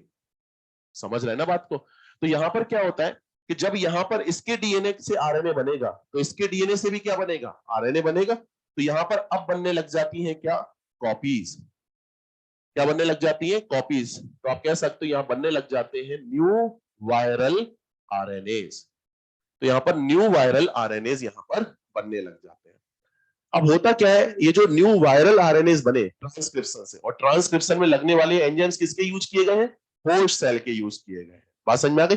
कब किए गए हैं? जब इसमें ट्रांसक्रिप्शन हुआ तो इसमें भी ट्रांसक्रिप्शन हो गया। अब इसके ट्रांसक्रिप्शन से क्या हुआ, वो तो अपना मैटर है नहीं, अपन को तो इस पे फोकस करना है कि इसके ट्रांसक्रिप्शन से क्या हुआ। इसके ट्रांसक्रिप्शन से बनने लग गई वायरल आरएनएज की कॉपीज। तो कई सारे वायरल आरएनएज यहाँ पर बन जाते हैं। बात समझ में आ गई ना? अब बताओ, आरएनए बन गए हैं, आरएनए से आगे का काम क्या होता है? प्रोटीन बनने का, ट्रांसलेशन से। तो यहां क्या होता है कि कुछ वायरल आरएनए तो एज इट इज बने रहते हैं, लेकिन कुछ वायरल आरएनए अब बनाने लग जाते हैं क्या? प्रोटीन्स। तो कुछ viral RNA as it is बने रहेंगे, और कुछ पार्टिसिपेट करते हैं क्या बनाने में? प्रोटीन बनाने में। प्रोटीन बनाने के लिए क्या करना होता है? ट्रांसलेशन। और ट्रांसलेशन में जो एंजाइम्स लगते हैं, वो भी किसके यूज किए जाते हैं? इसी होस्ट सेल के यूज किए जाते हैं। बात समझ में आ गई? और आप खुद बताओ कि अगर मान लो प्रोटीन्स भी बन गई, बताओ आरएनए तो बन ही गए हैं, और आरएनए से, कुछ आरएनए से प्रोटीन भी बन जाएगी। बताओ आरएनए और प्रोटीन, इनसे मिलकर के क्या एक पूरा का पूरा वायरस नहीं बन जाएगा? समझ रहे ना बात को? तो यहां पर बन जाते हैं इन न्यू वायरल आरएनए से क्या? New viruses. क्या बन जाते हैं? New viruses. देखो न्यू वायरसेस एनसीईआरटी ने यही बना दी है, लेकिन एक्चुअल में क्या होता है, वो यहां नहीं बनते। बनेंगे पूरे तब जब ये आरएनए बाहर निकलने की कोशिश करेंगे इस सेल से, तो बाहर निकलते हुए बनते हैं वो। लेकिन वो थोड़ा सा कॉम्प्लेक्स से समझा पाना, और अपन तो एनसीईआरटी को ही फॉलो कर रहे हैं। तो एनसीईआरटी ने आप देखोगे अंदर ही उन्होंने बना रखे हैं न्यू वायरसेस। तो एनसीईआरटी के अकॉर्डिंग यहाँ पर बना दिए जाते हैं क्या? New viruses. तो ये लीजिए, न्यू वायरल आरएनए से कुछ आरएनए अंदर रह गया, और बाकी सब क्या बन गई? प्रोटीन्स बन गई कुछ से। तो बताओ आरएनए और प्रोटीन, इन्हीं से मिलकर के तो क्या बन रहा है? एचआईवी बन रहा है। आप देखो ना, जो अपन ने स्ट्रक्चर बनाया था उसमें था क्या? उसमें एक तरह से देखो आरएनए, और आरएनए के अलावा क्या थी? प्रोटीन्स ही प्रोटीन्स तो थी। हाँ, कुछ जगहों पर ग्लाइकोप्रोटीन्स जरूर थी, और एक लिपिड बाइलेयर थी, मतलब लिपिड और ग्लाइको, ये दो पार्ट और थे। तो ये कहां से आता है? आप सबको मालूम है कि गोल्जी बॉडी हेल्प करती ना उन सब चीजों में, पहले ईआर और फिर गोल्जी बॉडी ग्लाइकोसाइलेशन वगैरह में, तो उससे हेल्प करा के वो पार्ट भी यहाँ पर बना लिया जाता है। और इस तरह से सारी चीजें यहाँ पर बन जाती है, और अंदर बन जाते हैं क्या? New viruses. अब ये न्यू वायरसेस कहाँ आ जाते हैं? सेल से बाहर आ जाते हैं, और सेल से बाहर आकर के ये इन्फेक्ट करने लग जाते हैं न्यू सेल्स को, फर्दर किसी सेल को। बात समझ में आ गई ना? अब यहां पर आपने देखा कि सर पहला एंजाइम समझ में आ गया, रिवर्स ट्रांसक्रिप्टेज यहां वर्क किया। दूसरा समझ में आ गया, इंटीग्रेज यहां वर्क किया। तीसरा प्रोटीएज, वो कहां वर्क करता है? तो ये क्या एक्चुअल में क्या है कि एनसीईआरटी ने बहुत ज्यादा शॉर्ट में समझा दिया ये वाला सेक्शन, और अगर हम डिटेल में समझेंगे तो फिर पूरा बोर्ड पर डायग्राम बनेगा, जिसमें आपको गोल्जी बॉडी का रोल भी बताना पड़ेगा, जिसमें आपको बडिंग भी समझानी पड़ेगी, क्योंकि ये बडिंग से निकलते हैं बाहर। ये जो एचआईवी होते हैं ऐसे ही बाहर नहीं निकल जाएंगे, क्योंकि बीच में तो प्लाज्मा मेम्ब्रेन है, प्लाज्मा मेम्ब्रेन को क्रॉस करते हुए कैसे निकल जाएंगे? तो बडिंग से निकलते हैं। बडिंग आपने सुनी होगी, हाइड्रा वगैरह में बडिंग होती है। तो बडिंग वाला फंडा बनता है, और बडिंग की हेल्प से कहीं ना कहीं सेल से बाहर जाते हैं। लेकिन फिर वही है कि अपना इतना सिलेबस में डिटेल में है नहीं, एनसीईआरटी ने जो बता रखा है वो अपन समझ रहे हैं। डिटेल में करना होगा तो फिर पूरा समझते रहो लेक्चर में। तो यहाँ पर क्या होता है कि जो ये यहाँ वाला पार्ट होता है न्यू वायरल आरएनए से न्यू वायरसेस बनने का, इस स्टेप पर काम आता है कौन सा एंजाइम? Protease enzyme. तो मैं यहाँ पर लिखे दे रहा हूं बस रफली कि यहीं पर यूज होता है कौन सा enzyme? Protease enzyme. Protease enzyme, बताओ ये पहला एंजाइम, ये दूसरा एंजाइम और ये तीसरा एंजाइम। और देखो इसी ऑर्डर में तो यूज हो रहे हैं, are I P, reverse transcriptase, integrase and protease, इसी ऑर्डर में हो रहा है ना, आर आई पी। बात समझ में आ गई? और ये देखो ये बन करके निकल गए क्या? New viruses, new HIV. और ये क्या करेंगे फिर? कुछ हेल्दी को फिर अफेक्ट करेंगे, मतलब ये जाकर के जुड़ जाएगा किसी सेल से, ये जाकर के जुड़ जाएगा किसी सेल से, ये जाकर के जुड़ जाएगा किसी सेल से। बताओ किसी का किसी के अंदर रेप्लिकेशन, किसी का किसी के अंदर रेप्लिकेशन, किसी का किसी के अंदर रेप्लिकेशन, फिर वहां से बनेंगे वो आगे फर्दर अफेक्ट कर देंगे किसी को। तो ऐसे एक के बाद एक के बाद एक के बाद एक सेल्स क्या होती रहती है? अफेक्टेड होती रहती है, और कहीं ना कहीं इनका मल्टीप्लीकेशन चलता जाता है। तो तीन बात समझ में आ गई ना? अब ये देखो रेप्लिकेशन की बात आई, तो इसमें थोड़ा सा ये फंडा है, ये समझते हैं थोड़ी सी बात।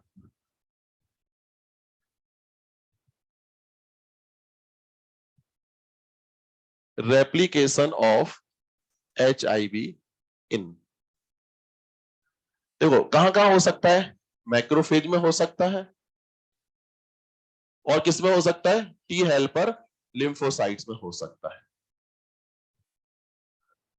अब होता क्या है कि यहां पर बात की जाती है कि सर्वाइवल किसका हुआ, ये थोड़ा सा एक पॉइंट है समझने वाला कि एचआईवी का रेप्लिकेशन तो मैक्रोफेजेस में भी हो सकता है और टी हेल्पर लिम्फोसाइट्स में भी हो सकता है। मतलब ये पूरा का पूरा जो आपने अभी तक समझा, ये किस में चल सकता है? मैक्रोफेजेस में भी और टी हेल्पर लिम्फोसाइट्स में।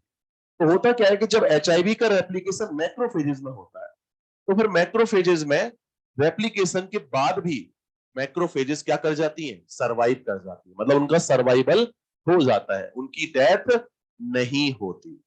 लेकिन दूसरी तरफ जब एचआईवी का रेप्लिकेशन इसी तरह से टी हेल्पर लिम्फोसाइट्स में होता है, तो टी हेल्पर लिम्फोसाइट सर्वाइव नहीं कर पाती, उनकी क्या हो जाती है?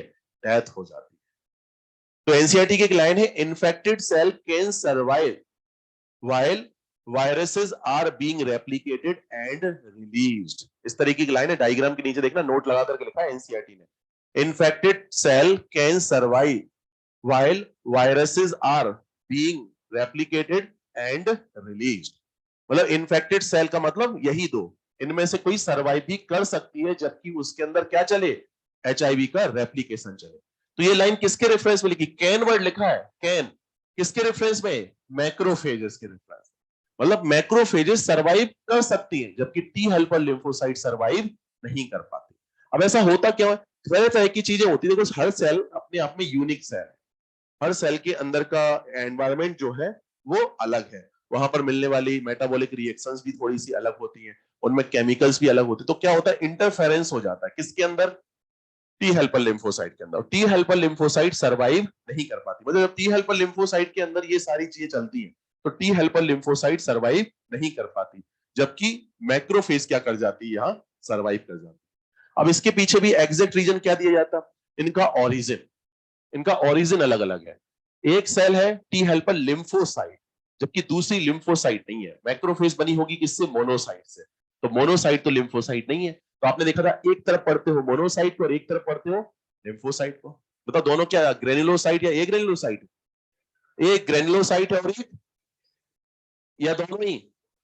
दोनों ही एक ग्रेनुलोसाइट है, दोनों ही एक ग्रेनुलोसाइट है, लिम्फोसाइट भी और वो भी। तो इनमें कोई डिफरेंस नहीं, लेकिन इनका ओरिजिन जो है वो थोड़ा सा डिफरेंट है। लिम्फोइड माइलोइड वाला आपको याद होगा, मैंने कल से बताया भी। तो इसके पीछे रीजन दिया जाता है, लेकिन अभी उस रीजन में नहीं पढ़ो क्योंकि ये फिर रिसर्च वाले टॉपिक की बात हो जाती है। आप तो सिंपल सा याद रखो कि जब ये एचआईवी का रेप्लिकेशन मैक्रोफेज के अंदर होता है तो मैक्रोफेज जो है वो सर्वाइव कर जाती है, लेकिन जब यही रेप्लिकेशन टी हेल्पर लिम्फोसाइट के अंदर चलता है तो वो सर्वाइव नहीं कर पाती, उनकी क्या हो जाती है? डेथ हो जाती है। अब इसी के बेसिस पर, क्योंकि मैक्रोफेजेस के अंदर रेप्लिकेशन चला और मैक्रोफेजेस की डेथ नहीं हुई, इसी के बेसिस पर मैक्रोफेजेस को बोला जाता है एचआईवी फैक्ट्री। क्या बोला जाता है? HIV factory. फैक्ट्री मतलब समझते हो, जहां पर किसी चीज का क्या हो रहा हो? प्रोडक्शन। लेकिन ऐसा थोड़ी ना कि कोई चीज बने और फैक्ट्री खत्म हो जाए। आपने कहा किसी फैक्ट्री में रॉ मटेरियल आया और कुछ मटेरियल बन गया बाहर, पता चला फैक्ट्री फूक गई। ऐसी किस बात की फैक्ट्री है? फैक्ट्री तो वो होती है ना कि जहां रॉ मटेरियल आए, प्रिपेयर्ड मटेरियल बाहर जाए और फैक्ट्री एज इट इज बनी रह जाए। तो इसीलिए मैक्रोफेजेस को क्या बोलते हैं, एचआईवी फैक्ट्री। जबकि ऐसा नहीं है कि इसके अंदर एप्लीकेशन ना होता हो, इसके अंदर न्यू वायरसेस ना बनते हो, बनते हैं, लेकिन फिर फैक्ट्री वर्ड नहीं बोलते। क्यों? क्योंकि वो खुद ही खत्म हो जाती है, तो किस बात की फैक्ट्री? समझ गया बात? तो एचआईवी फैक्ट्री का टैग किसको मिलता है, मैक्रोफेजेस को मिलता है। तो थोड़ी सी ये बात भी आप ध्यान रखना कि मैक्रोफेजेस को हम क्या बोलते हैं, एचआईवी फैक्ट्री। लेकिन हाँ, मल्टीप्लीकेशन रेप्लीकेशन दोनों में चलता है, दोनों से लार्ज नंबर में वायरसेस बाहर निकलते हैं और क्या करते हैं, फर्दर न्यू सेल्स को अफेक्ट करते हैं। बताइए बात समझ में आ गई कि नहीं आ गई? तो ये था बेटा थोड़ा सा बेसिक आइडिया किसके बारे में, रेप्लीकेशन ऑफ एचआईवी के बारे में। क्या बेटा? नहीं बनवाता नहीं है, लेकिन कुछ प्रोटीन्स जो रिक्वायर्ड होती है, क्योंकि प्रोटीन्स और भी बनती है, और जो वायरस का पार्ट बनेगी उन प्रोटीन्स को सिलेक्ट करवाने में हेल्पफुल होता है कौन सा एंजाइम, प्रोटीएज एंजाइम, है ना? क्योंकि आपको मालूम है प्रोटीएज ये तो डाइजेस्टिव एंजाइम हो गया ना, कट करने में हेल्प करेगा। तो जो रिक्वायर्ड प्रोटीन होती है उनको सिलेक्ट करने में प्रोटीएज एंजाइम हेल्प करता है। या होगा तो मैं एक ब्रॉडकास्ट भी कर दूंगा, एक अच्छा सा डायग्राम जिसमें डिटेल में ये सारी चीजें समझाई गई है। तो अगर आपका इंटरेस्ट है थोड़ा सा डिटेल में समझने का, तो मैं आपको शेयर कर दूंगा, आप देख लेना। कुछ ज्यादा ही कॉम्प्लेक्स है ना? इसलिए क्योंकि एनसीईआरटी ने इसी वजह से इसको कुछ ज्यादा ही सिंप्लीफाई कर दिया, क्योंकि बहुत ज्यादा कॉम्प्लेक्स होता है वो एप्लीकेशन, इस वजह से। चलिए अब मैं जो बनाऊंगा वो आपको लिखना है, तो इसको एक लैंडस्केप मोड पर लिख लीजिएगा, है ना?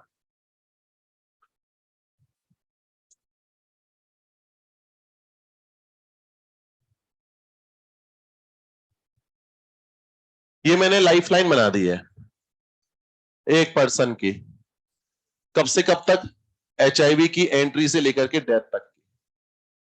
ये मान लेते हैं ये पर्सन के अंदर एचआईवी की क्या हो गई है, एंट्री हो गई है, और इस पॉइंट पर आकर के उस पर्सन की क्या हो रही है, डेथ हो रही है। तो एचआईवी एंट्री से लेकर के डेथ तक का फंडा हम यहां पर समझने वाले हैं। बात समझ में आ गई ना? अब सबसे पहले बात कर लेते हैं कि ये एचआईवी की अगर एंट्री हो गई तो डेथ तो पक्की है फिर, इसी वजह से अपन ने डेथ कंफर्म लिख दिया। अभी डेथ कब होगी ये डिपेंड करेगा कि क्या कैसा फंडा चलने वाला है। लेकिन अगर एचआईवी की एंट्री हो गई तो अब डेथ तो होनी होनी है, भले बीच में किसी और रीजन से हो जाए, पता चला यहां फिक्स था इसकी वजह से डेथ होना, बीच में एक्सीडेंट हो गया, वो एक अलग मैटर है। लेकिन अगर और किसी रीजन से डेथ नहीं हो रही ना, तो फिर इसी रीजन से डेथ होगी। समझ रहे हैं ना बात को? चलो, तो सबसे पहले बात करते हैं एचआईवी एंट्री की, कि बॉडी में एचआईवी की एंट्री होती कैसे कैसे है। मतलब आप इसको समझ सकते हो ट्रांसमिशन से। अरे किसी के अंदर पैथोजन की एंट्री को अपन कैसे समझते हैं, ट्रांसमिशन से ही तो समझते हैं। अपन ने जब डिजीजेस पढ़ी तो यही तो बोला था कि टाइफाइड के जो पैथोजन है वो आते हैं फीकल ओरल रूट से। बताओ, तभी तो अपन ने समझा था, उसके ट्रांसमिशन से तो समझ में आता है कि कोई कैसे एंटर करता है। तो यानी आप कह सकते हो कि एचआईवी की एंट्री को अगर हमें समझना है तो हमें समझना होगा ट्रांसमिशन ऑफ एचआईवी, कि एचआईवी का ट्रांसमिशन कैसे होता है। तो देखिए एचआईवी के ट्रांसमिशन कैसे कैसे होता है, समझिएगा बात को। एचआईवी का ट्रांसमिशन का एक तरीका है sexual route. Sexual route, sexual route से हो सकता है, कि मतलब एक पर्सन है वो एचआईवी पॉजिटिव है या एड्स पेशेंट है, और एक दूसरा पर्सन है जो कि अभी फिलहाल क्या है, हेल्दी है। अब इनमें मान लो एक मेल है और एक फीमेल है, और इनके बीच में क्या हो गया, सेक्सुअल इंटरकोर्स हो गया। तो जब सेक्सुअल इंटरकोर्स होगा तो दूसरा जो पर्सन अभी हेल्दी था उसके भी यहां पर एचआईवी पॉजिटिव होने के और आगे जाकर के एड्स बनने के बहुत ज्यादा चांसेस है। बात समझ रहे ना? तो ये जो रूट होता है सेक्सुअल इंटरकोर्स वाला, इसको बोलते हैं हम क्या, सेक्सुअल रूट। अच्छा, मेल फीमेल का फंडा भी हो सकता है, मेल मेल का फंडा भी हो सकता है, होमोसेक्सुअल्स वाला फंडा। और ये बहुत ही कॉमन चीज है। एक्चुअल में जब पहली बार जो फर्स्ट पेशेंट था ना एड्स वाला, उसके पता लगाने के पीछे भी होमोसेक्सुअल्स का बड़ा रोल। फंडा ये था कि जो ये अटलांटा वाला जो डिजीज सेंटर अपन ने बात की, जहां पर वर्ल्ड का फर्स्ट केस रिपोर्ट किया गया था एड्स का, तो ये किया कैसे गया था, हुआ क्या था कि अचानक से कुछ ऐसे पेशेंट्स एडमिट होने लग गए थे जिनके बीच में काफी ज्यादा क्या थी, सिमिलरिटीज।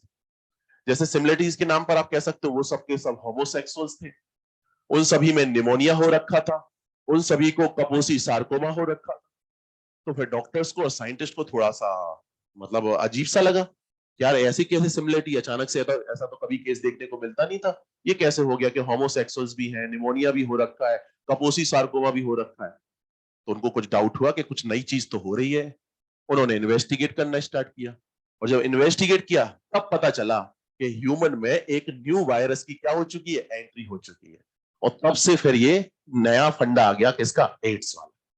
तो आप कह सकते हो कि वो होमोसेक्सुअल्स थे, इसका भी एक रोल है इस डिजीज को पता लगवाने में। तो होमोसेक्सुअल्स के अंदर भी ये ट्रांसमिशन हो सकता है। बात समझ में आ गई ना। तो ये होता है सेक्सुअल रूट वाला फंडा। अब यहाँ पर क्या है कि एनसीईआरटी ने कुछ चीजें और भी डिस्कस की है कि अगर ये सेक्सुअल रूट से हो रहा है तो कौन से ऐसे लोग हैं जिनको ज्यादा रिस्क है एचआईवी इन्फेक्शन होने की।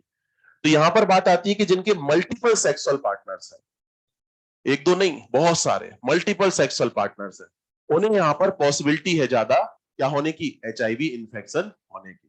क्योंकि ऑब्वियस सी बात है, अगर मल्टीपल सेक्सुअल पार्टनर्स हैं तो हर सेक्सुअल पार्टनर के बारे में तो पता डिटेल में होगा नहीं।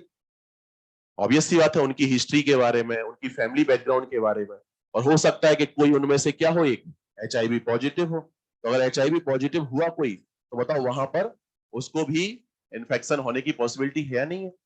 तो यहाँ पर मल्टीपल सेक्सुअल पार्टनर्स जिसके होंगे वहां पर चांसेस थोड़े से ज्यादा है।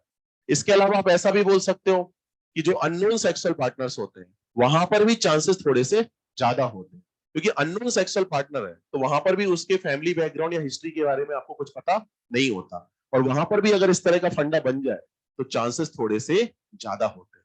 तो याद रखना कि सेक्सुअल रूट में रिस्क किनको ज्यादा है, जिनके मल्टीपल सेक्सुअल पार्टनर्स हैं या फिर अननोन सेक्सुअल पार्टनर्स। बात समझ रहे? तो इसी वजह से तो जो प्रोस्टिट्यूट्स वाली पॉपुलेशन होती है वो ससेप्टेबल पॉपुलेशन बन जाती है। कैसी पॉपुलेशन बन जाती है, ससेप्टेबल पॉपुलेशन, क्योंकि वहां पर केसेस थोड़े से ज्यादा देखने को मिलेंगे, क्योंकि वहां पर मल्टीपल और अननोन वाला केस बन जाता ना, इस वजह से। समझ रहे हैं ना बात को। तो ये पहला हो गया ट्रांसमिशन का तरीका, वहां चांसेस कम है। एक्चुअल में अभी मैं आपको बताऊंगा कि जो एचआईवी का ट्रांसमिशन होता है ना, ये बॉडी फ्लूइड्स के थ्रू होता है। तो होता क्या है कि जहां पर बॉडी फ्लूइड्स इन्वॉल्व हो जाएंगे वहीं पर एचआईवी का ट्रांसमिशन हो सकता है। तो अभी मैं आपको बताऊंगा, जैसे सीमेन एक बॉडी फ्लूइड हो गया, उसके थ्रू एचआईवी का ट्रांसमिशन हो सकता है। वेजाइनल जो फ्लूइड होते हैं उसके थ्रू एचआईवी का ट्रांसमिशन हो सकता है। लेकिन जो आप बोलना चाह रहे हो उसमें थोड़ा सा पॉसिबिलिटी कम है, इस वजह से वहां थोड़ा सा कम रिस्क है। मेल टू मेल में थोड़ा सा फंडा ज्यादा है, फीमेल फीमेल में थोड़ा सा रिस्क कम है। तो अभी डिटेल में बात करेंगे। काउंसलर्स वगैरह आपसे मिलना चाह रहे हैं तो मिलिएगा, उसके बाद आगे की बात करते हैं। 5 to 10 मिनट्स बात है ना।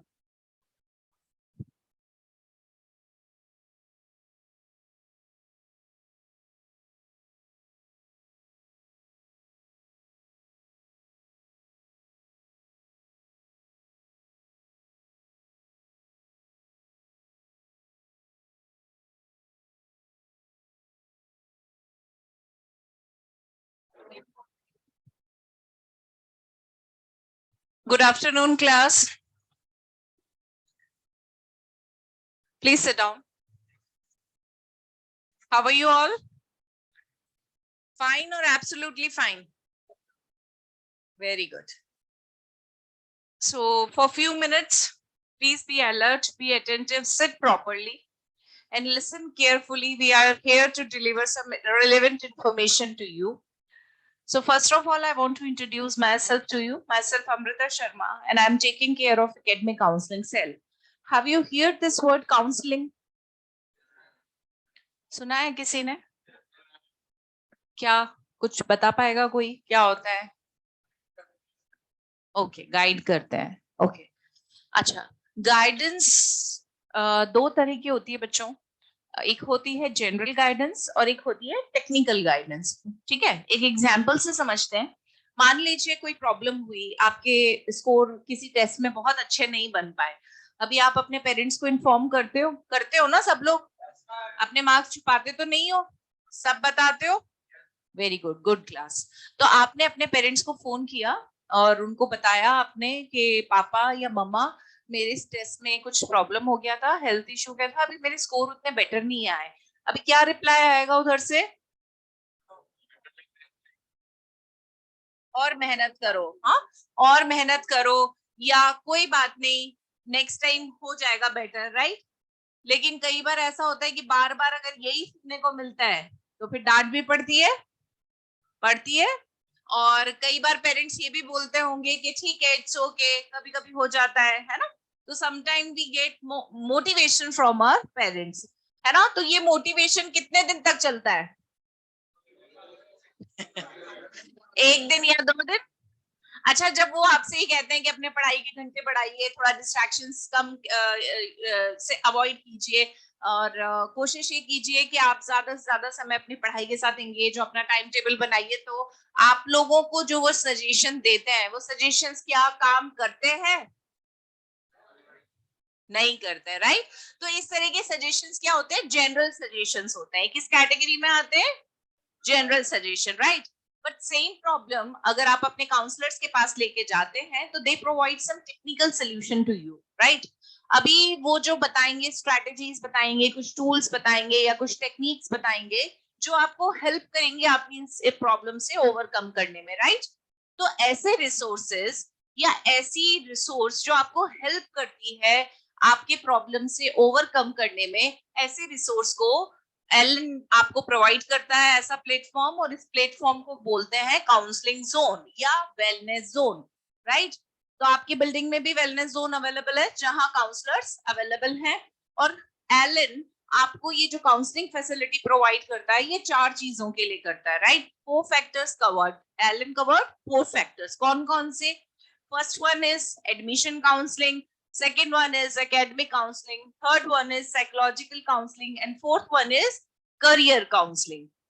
तो अगर हम बात करें एडमिशन काउंसलिंग की, तो बच्चों एडमिशन काउंसलिंग में आप आपके जो टीचर्स हैं, जब आप यहाँ पे एलन में आए होंगे और आपने जब ज्वाइन किया होगा तो बहुत सारे एडमिशन काउंसलर्स ने आपको हेल्प किया होगा आपके इस प्रोसेस को स्मूथ करने में, राइट? ठीक है, एक्सक्यूज मी बच्चों, 1 मिनट।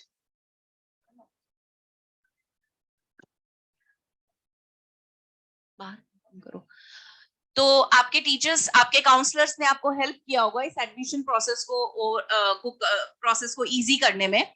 चलिए, अभी हम नेक्स्ट सेगमेंट पे आते हैं, that is academic counselling. Academic counselling में students, you whenever you feel stucked with your techniques, आप लोगों को जब ऐसा लगे कि आपके टाइम टेबल फॉलो नहीं हो रहा है, जो अक्सर आप लोगों के साथ होता होगा प्रॉब्लम, और आपको ऐसा लगे कि आप टेक्निक्स नहीं पकड़ पा रहे हो, इतना ह्यूज सिलेबस है, इसके साथ आपको डील करना थोड़ा डिफिकल्ट हो रहा है, तो उस केस में आप अपने एकेडमिक काउंसलर से बात कर सकते हो और उनसे हेल्प ले सकते हो। कई बार ऐसा होता है बच्चों, करंट पोर्शन जो टीचर्स यहाँ क्लास में पढ़ाते हैं उसके साथ तो हम बहुत अच्छे से डील करते हैं, वो हमारा ऑलमोस्ट क्लियर होता है। प्रॉब्लम होती है रिविजन पैटर्न के साथ, राइट? जब वो चैप्टर्स हमारे फ्रीक्वेंटली रिवाइज नहीं हो रहे हैं तो उस केस में हमारी रिकॉलिंग नहीं हो पाती है और हम उन चैप्टर्स पे अपनी ग्रिप लूज कर जाते हैं। तो उस सिचुएशन में भी आप लोग अपने एकेडमिक काउंसलर्स को अप्रोच कर सकते हो, उनसे डिस्कस कर सकते हो, वो आपको हेल्प करेंगे आपकी रिविजन प्लानिंग को प्रिपेयर करने में, राइट? इसके अलावा बच्चों एक और एग्जाम्पल हम लोग डिस्कस करते हैं। जब आप एग्जामिनेशन हॉल में जाते हैं, बहुत बढ़िया प्रिपरेशन है आपकी, और जैसे ही क्वेश्चन पेपर आप लोगों के सामने आया, यू बिकम लॉस्ट, होता है ऐसा कई बार। तो उस सिचुएशन में क्या होता है बच्चों, जैसे ही हम क्वेश्चन पेपर सॉल्व नहीं कर पाए और मोमेंटम हमारा बिगड़ गया, तो उस सिचुएशन में हमारे साथ क्या होता है, हम उतना परफेक्टली अपना रिजल्ट प्रोड्यूस नहीं कर पाते और कहीं ना कहीं हमारा रिजल्ट डिक्लाइन हो जाता है। तो in same case you can discuss your academic counsellor. तो ये सारी चीजें बच्चों आप लोग ध्यान रखिए, इस तरह के जो भी रिलेवेंट इश्यूज हैं वो आप एकेडमिक काउंसलर से डिस्कस कीजिए। बट एकेडमिक काउंसलिंग के साथ साथ कुछ इमोशनल इश्यूज भी होते हैं जिनसे रिगार्डिंग जो डिस्कशन है वो आप साइकोलॉजिकल काउंसलर से कर सकते हैं। तो आप अपने प्रॉब्लम्स को कैसे आइडेंटिफाई करेंगे और कैसे ओवरकम करेंगे ये आपको मैम बताएंगे। Good noon everyone, my name is Amrita Jain और मैं भी एक साइकोलॉजिकल काउंसलर हूँ। यहाँ मैं कुछ प्रॉब्लम्स आपको आइडेंटिफाई करने के लिए जो कि आपको हेल्प हो जाएगी एक हाईलाइट कर देती हूँ। जैसे सपोज आप और आपका फ्रेंड जो है वो डिसाइड करते हैं किसी प्रैक्टिस पेपर को सॉल्व करने के लिए, आपका फ्रेंड कर लेता है, आप नहीं कर पाते हो। सो इसी तरह की ये एक एग्जाम्पल है, पर इसी तरीके की सिचुएशंस होती हैं जो कि साइकोलॉजिकल काउंसलर आपको हेल्प कर पाता है। क्यों? क्योंकि आप अपने दोस्त को आगे बढ़ते हुए देखोगे, खुद को पीछे जाते हुए देखोगे, तो आप कंपैरिजन करोगे या सेल्फ डाउट में आओगे या आपका कॉन्फिडेंस खो सकते हो या टेंशन में आ सकते हो, स्ट्रेस हो सकता है, एंजाइटी हो सकती है, या अगर कोई सीरियस प्रॉब्लम है जो कि आपको आपके इमोशन से अटैच है तो डिप्रेशन भी हो सकता है। सो ऐसी जो सिचुएशंस होती हैं उसमें आपको साइकोलॉजिकल काउंसलर हेल्प करता है। साथ ही आपको अगर एक अच्छा डाइट प्लान बनाना है, सपोज आप कचौरियां खा रहे हैं, पिज्जा खा रहे हैं या अनहेल्दी चीज खा रहे हैं, तो आप लेजीनेस फील करेंगे, है ना, आपको कॉन्स्टिपेशन हो सकता है। एक एक बेकार डाइट शेड्यूल अगर आपका है तो आपको बहुत सारी प्रॉब्लम्स हो सकती हैं। तो इसीलिए आपको अपने साइकोलॉजिकल काउंसलर से एक अच्छा डाइट प्लान, एक अच्छा लाइफस्टाइल, हेल्दी लाइफस्टाइल, वो आपको किस तरीके से आपका रूटीन रखना चाहिए, ये आपको एक साइकोलॉजिकल जो काउंसलर है वो गाइड कर देता है। इसके अलावा मोबाइल एडिक्शन से कैसे आप अपने आप को बचा सकते हैं, क्योंकि मैंने बहुत बच्चों को देखा है मोटिवेशन मोबाइल में देखते हैं, 5 मिनट का सोचते हैं लेकिन 1 घंटे में उठते हैं। तो ये सारी चीजें आपको किस तरह से एक साइकोलॉजिकल काउंसलर हेल्प कर सकता है, ये आपको, हम यही जानकारी आपको यहाँ दे रहे हैं। इसके अलावा जो फिजिकल अवेलेबिलिटी है वो साइकोलॉजिकल काउंसलर की सुबह 8 बजे से लेके शाम को 8 बजे तक है। उसके बाद शाम को 8 बजे बाद आप इस नंबर पे कॉल कर सकते हैं। ये डी स्ट्रेस 24/7 हेल्पलाइन है जो एक्टिव रहती है हमेशा।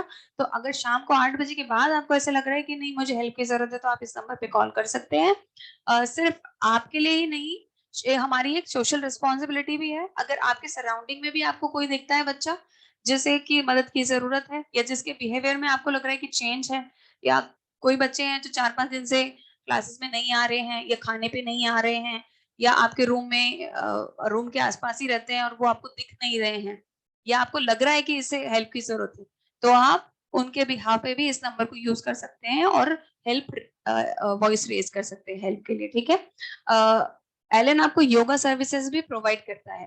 तो जैसा कि मैम ने कहा था कि अटेंटिव हो जाइए, स्पाइन स्ट्रेट करके बैठिए, तो वापस से आपकी जो स्पाइन है हो गई ना, बेंड हो गई। तो ये इसीलिए हुआ क्योंकि आपकी आप में एनर्जी का अभी जो स्तर है वो मेंटेन नहीं है। इसके लिए आपको योगा एक्सपर्ट से मिलना चाहिए जो कि आपको इजी स्टेप्स, इजी योगासन, इजी ब्रीदिंग एक्सरसाइजेस बता के आपकी ये सारी जो एनर्जी की प्रॉब्लम है या फिजिकल अगर आप कोई चेंजेस देख रहे होंगे उनमें भी आपको हेल्प कर सकते हैं। ठीक है, थैंक यू मैम। बच्चों, next segment is our career counselling. Career counselling में हमारे करियर काउंसलर्स आपको एडवाइस करते हैं डिफरेंट करियर ऑप्शंस के बारे में। फॉर एग्जांपल, मान लीजिए कोई स्टूडेंट चाहता है कि वो रिसर्च फील्ड में आगे अपना करियर डिजाइन करे, तो बच्चों डीआरडीओ के साथ कनेक्ट होना चाहता है, किसी भी ऑर्गेनाइजेशन के साथ जुड़ना चाहता है, तो वो अपने करियर काउंसलर से बात कर सकता है। करियर काउंसलर्स उन्हें गाइड करेंगे और कोशिश उनके साथ मिलके आपकी ये होगी कि आपका क्या पर्सनैलिटी टाइप है और आपका एरिया ऑफ इंटरेस्ट आपको क्या करने के लिए कहता है, आप उसके अकॉर्डिंग अपना प्लान बी तैयार कर सकते हैं। स्मार्टनेस ये कहती है कि जब भी इस तरह के कॉम्पिटिटिव एग्जाम को आप फेस करें तो हमेशा प्लान ए के साथ प्लान बी भी अपना रेडी रखें। अगर आपके पास प्लान ए के साथ प्लान बी होगा बच्चों, तो फियर ऑफ फेलियर बिल्कुल खत्म हो जाता है और हमारा कंसंट्रेशन एनहेंस होता है, सेल्फ कॉन्फिडेंस इंप्रूव होता है। तो उसका रिजल्ट ये होता है कि हमारी प्रोडक्टिविटी कई गुना बढ़ जाती है। तो आई एम श्योर आप इन सब चीजों को याद रखेंगे, ध्यान देंगे और अपनी पर्सनालिटी को प्रॉब्लम्स के साथ नहीं उलझाएंगे या अपनी पर्सनालिटी ऐसी नहीं बनाएंगे जो सिर्फ प्रॉब्लम्स के ही बारे में सोचे। आई विश कि आप लोग अपनी पर्सनालिटी को सोल्यूशन सेंट्रिक पर्सनालिटी बनाएंगे। Got my point? तो आप लोग अपनी पर्सनालिटी को कैसा बनाएंगे बच्चों? कैसा बनाएंगे? चलिए, well done, wish you good luck, all the best, thank you very much.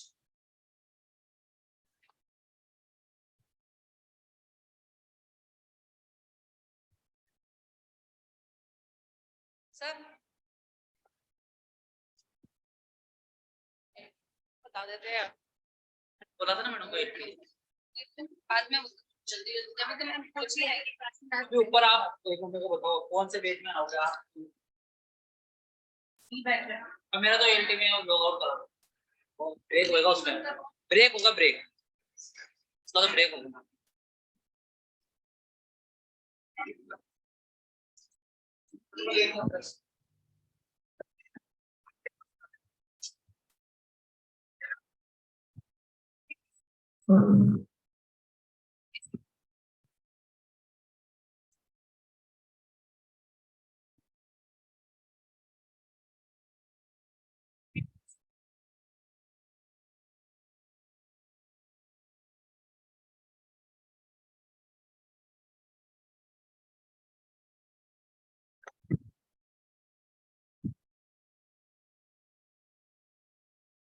चलिए,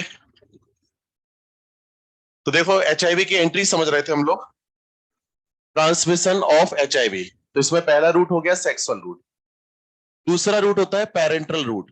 अच्छा, ये रूट जो है ना, मैंने आपको शायद बताया था कि हेपेटाइटिस बी और HIV इनका ट्रांसमिशन लगभग लगभग कैसा है, एक जैसा ही होता है। तो ये जो आप पढ़ रहे हो ना, ऐसे ही आपने हेपेटाइटिस बी में भी पढ़ा था। तो ये पेरेंटल रूट भी होता है एक। और पेरेंटल रूट का मतलब क्या बताया था मैंने? ब्लड कांटेक्ट बताया था कि नहीं बताया था? तो अगर कहीं पर भी ब्लड कांटेक्ट वाला फंडा बन रहा है तो वहां पर भी ट्रांसमिशन हो सकता है। जैसे मान लीजिए एक पर्सन है जो कि HIV पॉजिटिव है और एक पर्सन है अभी हेल्दी है। अब हेल्दी जो पर्सन है उसका किसी दिन एक्सीडेंट हो गया और ब्लड लॉस हो गया उसका काफी ज्यादा। अब ब्लड लॉस जो है इसको कंपनसेट अगर करना है तो ऑब्वियस सी बात है ब्लड ट्रांसफ्यूजन करना होगा। अब ब्लड ट्रांसफ्यूजन के लिए इसको ब्लड ट्रांसफ्यूज जो किया गया ना, वो एक ऐसे पर्सन का कर दिया गया जो कि कैसा था, HIV पॉजिटिव था। बताओ, HIV पॉजिटिव वाले पर्सन का अगर ब्लड इसके ब्लड के कांटेक्ट में आएगा ट्रांसफ्यूजन के बाद, तो इसे भी क्या हो जाएगा, HIV इन्फेक्शन हो जाएगा, ये भी एड्स पेशेंट बन सकता है। तो ये कौन सा रूट हो गया, पेरेंटल रूट, ब्लड कांटेक्ट वाला रूट। यहाँ पर ऐसा भी हो सकता है कि जैसे मान लीजिए आप कहो कि निडल वाला केस भी हो सकता है यहाँ पर, कि जैसे मान लीजिए इंजेक्शन है और एक ही निडल से इंजेक्शन अगर लगाया जाए दो लोगों को, और पहला पर्सन जो है वो एक इन्फेक्टेड पर्सन है, HIV पॉजिटिव है, और जो दूसरा पर्सन है वो हेल्दी है। तो अगर बताओ पहले निडल आपने यूज की HIV पॉजिटिव पर्सन में, तो उसका ब्लड अब कांटेक्ट में आ गया किसके, निडल के। अब इसी निडल को हमने इंजेक्ट कर दिया एक ऐसे पर्सन में जो कि क्या है, हेल्दी है। बताओ अब वही निडल कांटेक्ट में आ रही किसके, उस पर्सन के ब्लड के। तो यहां पर भी क्या बन गया, ब्लड कांटेक्ट वाला फंडा बन गया, और यहां पर भी क्या हो सकता है, HIV का ट्रांसमिशन हो सकता है। इसके अलावा सर्जिकल इंस्ट्रूमेंट्स के केस में भी बन सकती है ये बात, कि पता चला एक डेंटिस्ट है जो सर्जरी कर रहे हैं, अब वहां पर लाइन लगी हुई है, एक के बाद एक सर्जरी होनी है। तो पहले सर्जरी हुई मान लो एक HIV पॉजिटिव पर्सन, अब ये डॉक्टर साहब को पता नहीं है कि वो HIV पॉजिटिव है। उन्होंने क्या किया, अपने सर्जिकल इंस्ट्रूमेंट से उसकी सर्जरी कर दी। अब सर्जरी जब होती है डेंटल वगैरह वाली, तो ऑब्वियस सी बात है थोड़ा बहुत तो ब्लड निकलता ही है। तो बताओ वो इंस्ट्रूमेंट जो है उसके ब्लड के कांटेक्ट में आ गए कि नहीं आ गए। अब ऐसे देखा जाए तो डॉक्टर को कहीं ना कहीं स्टेरलाइज करना था इन इंस्ट्रूमेंट्स को प्रॉपर, लेकिन गलती से मान लो वो प्रॉपर नहीं कर पाए, और उन्हीं सर्जिकल इंस्ट्रूमेंट से बाद वाले पर्सन की सर्जरी कर दी, जो कि कैसा है, नॉर्मल है, अभी हेल्दी है। तो बताओ यहाँ पर अब उसके पर्सन पर जब सर्जरी की जाएगी उन्हीं इंस्ट्रूमेंट से, तो बताओ उसका ब्लड कांटेक्ट में आएगा कि नहीं आएगा। तो ये भी क्या बन गया, ब्लड कांटेक्ट बन गया। और यहाँ पर भी क्या है, उस पर्सन के अब HIV पॉजिटिव होने के चांसेस ज्यादा हो गए।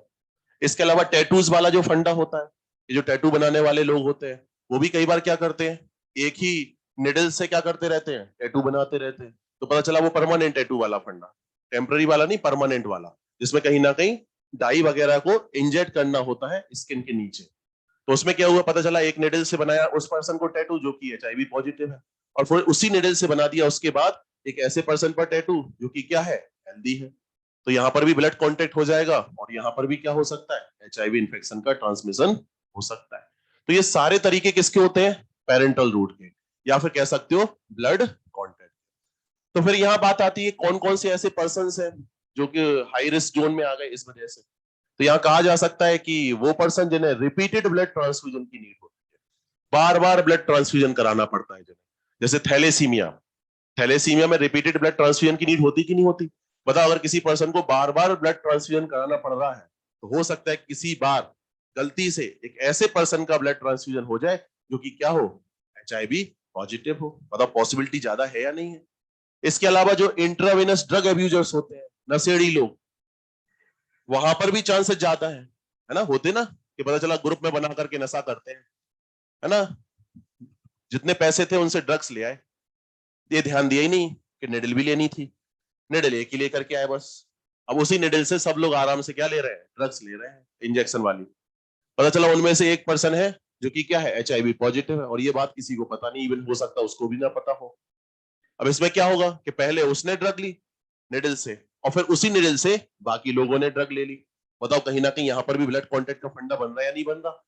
तो यहाँ पर चांसेस ज्यादा होते हैं ऐसे लोगों को जो इंट्रावेनस ड्रग एब्यूजर होते हैं। बात समझ रहे हैं ना। तो यहाँ पर ये फंडा बन गया। तो बताओ हाई रिस्क जोन में कौन कौन लोग आ गए, समझ में आ रही बात की नहीं आ रही। तो यहाँ पर पेरेंटल रूट से भी ट्रांसमिशन हो सकता है। इसके अलावा यहाँ पर प्लेसेंटल रूट से भी हो सकता है।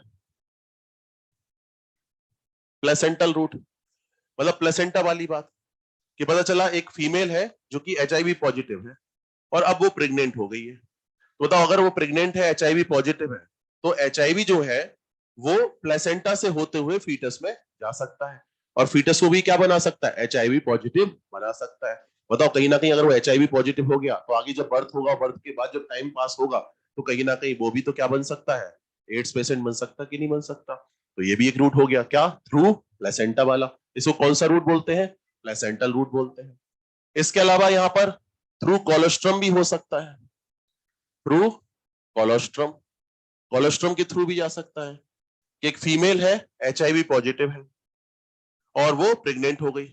प्रेग्नेंट होने के बाद उसने डिलीवर भी कर दिया एक न्यूबॉर्न बेबी को। अब उस न्यूबॉर्न बेबी की वो क्या करा रही है, ब्रेस्ट फीडिंग करा रही है। बताओ इनिशियल फ्यू डेज में जो मिल्क ब्रेस्ट फीड कराया जाएगा वो कौन सा होगा, कोलोस्ट्रम। तो कोलोस्ट्रम से भी क्या जा सकता है, HIV जा सकता है, किसमें, न्यूबॉर्न बेबी में। तो अगर प्लेसेंटा से किसी रीजन से नहीं गया होगा तो कोलोस्ट्रम से चला जाएगा। बात समझ रहे हैं ना। तो ये रूट कौन सा हो गया, थ्रू कोलोस्ट्रम वाला। तो इन दो रूट के बेसिस पर आप ऐसा भी बोल सकते हो कि हाई रिस्क किनको है HIV इन्फेक्शन होने की, उन लोगों को जिनकी मदर को क्या हो रखा है, HIV इन्फेक्शन हो रखा है। तो यहाँ पर थोड़ी सी रिस्क ज्यादा है या नहीं है। तो यहां से आप सारी बातों को समझ सकते हो कि HIV का ट्रांसमिशन कैसे होता है और किन लोगों को ज्यादा रिस्क है HIV होने की, HIV इन्फेक्शन होने की, एड्स होने की। बात समझ में आ गई ना बात। तो ये होता है HIV का ट्रांसमिशन। अब यहां से कंक्लूजन निकालते हैं। कंक्लूजन ये निकला कि HIV का ट्रांसमिशन या तो किसी बॉडी फ्लूइड से होता है या फिर सिंपली प्लेसेंटा से होता है, या तो किसी बॉडी फ्लूइड से या फिर प्लेसेंटा से, बस। इसके अलावा किसी भी चीज से HIV का ट्रांसमिशन नहीं होता। और वो बॉडी फ्लूइड कौन कौन से हो सकते हैं वो भी देख लीजिए। ब्लड हो सकता है, आप कह सकते हो सीमेन वगैरह हो सकता है, और इसके अलावा बोल सकते हो कोलेस्ट्रॉम हो सकता है। समझ रहे हैं ना बात को। तो अगर इनका इन्वॉल्वमेंट है इन बॉडी फ्लूइड्स का या फिर प्लेसेंटा का इन्वॉल्वमेंट है तो HIV का ट्रांसमिशन होगा। बाकी किसी और बॉडी फ्लूइड से HIV का ट्रांसमिशन नहीं होता। यानी कहीं पर इन्वॉल्व है अगर कहीं पर सीमेन तो हो सकता है, कहीं पर इन्वॉल्व है अगर ब्लड तो हो सकता है, कहीं पर इन्वॉल्व है अगर कोलेस्ट्रॉम तो हो सकता है, और अगर प्लेसेंटा इन्वॉल्व है तो। हालांकि एनसीईआरटी प्लेसेंटा की बात अलग से नहीं कर रही, वो सिंपली बोल रही है कि HIV का ट्रांसमिशन होता है थ्रू बॉडी फ्लूइड्स। तो उन्होंने क्या किया, प्लेसेंटा की बात इसलिए नहीं की क्योंकि प्लेसेंटा वाली बात में भी ब्लड वाली बात आ जाती है, क्योंकि प्लेसेंटा के थ्रू भी अगर जा रहा है HIV तो वो ब्लड के थ्रू ही जा रहा है, इसलिए उन्होंने बात उसी में इंक्लूड कर दी। बात समझ में आ गई।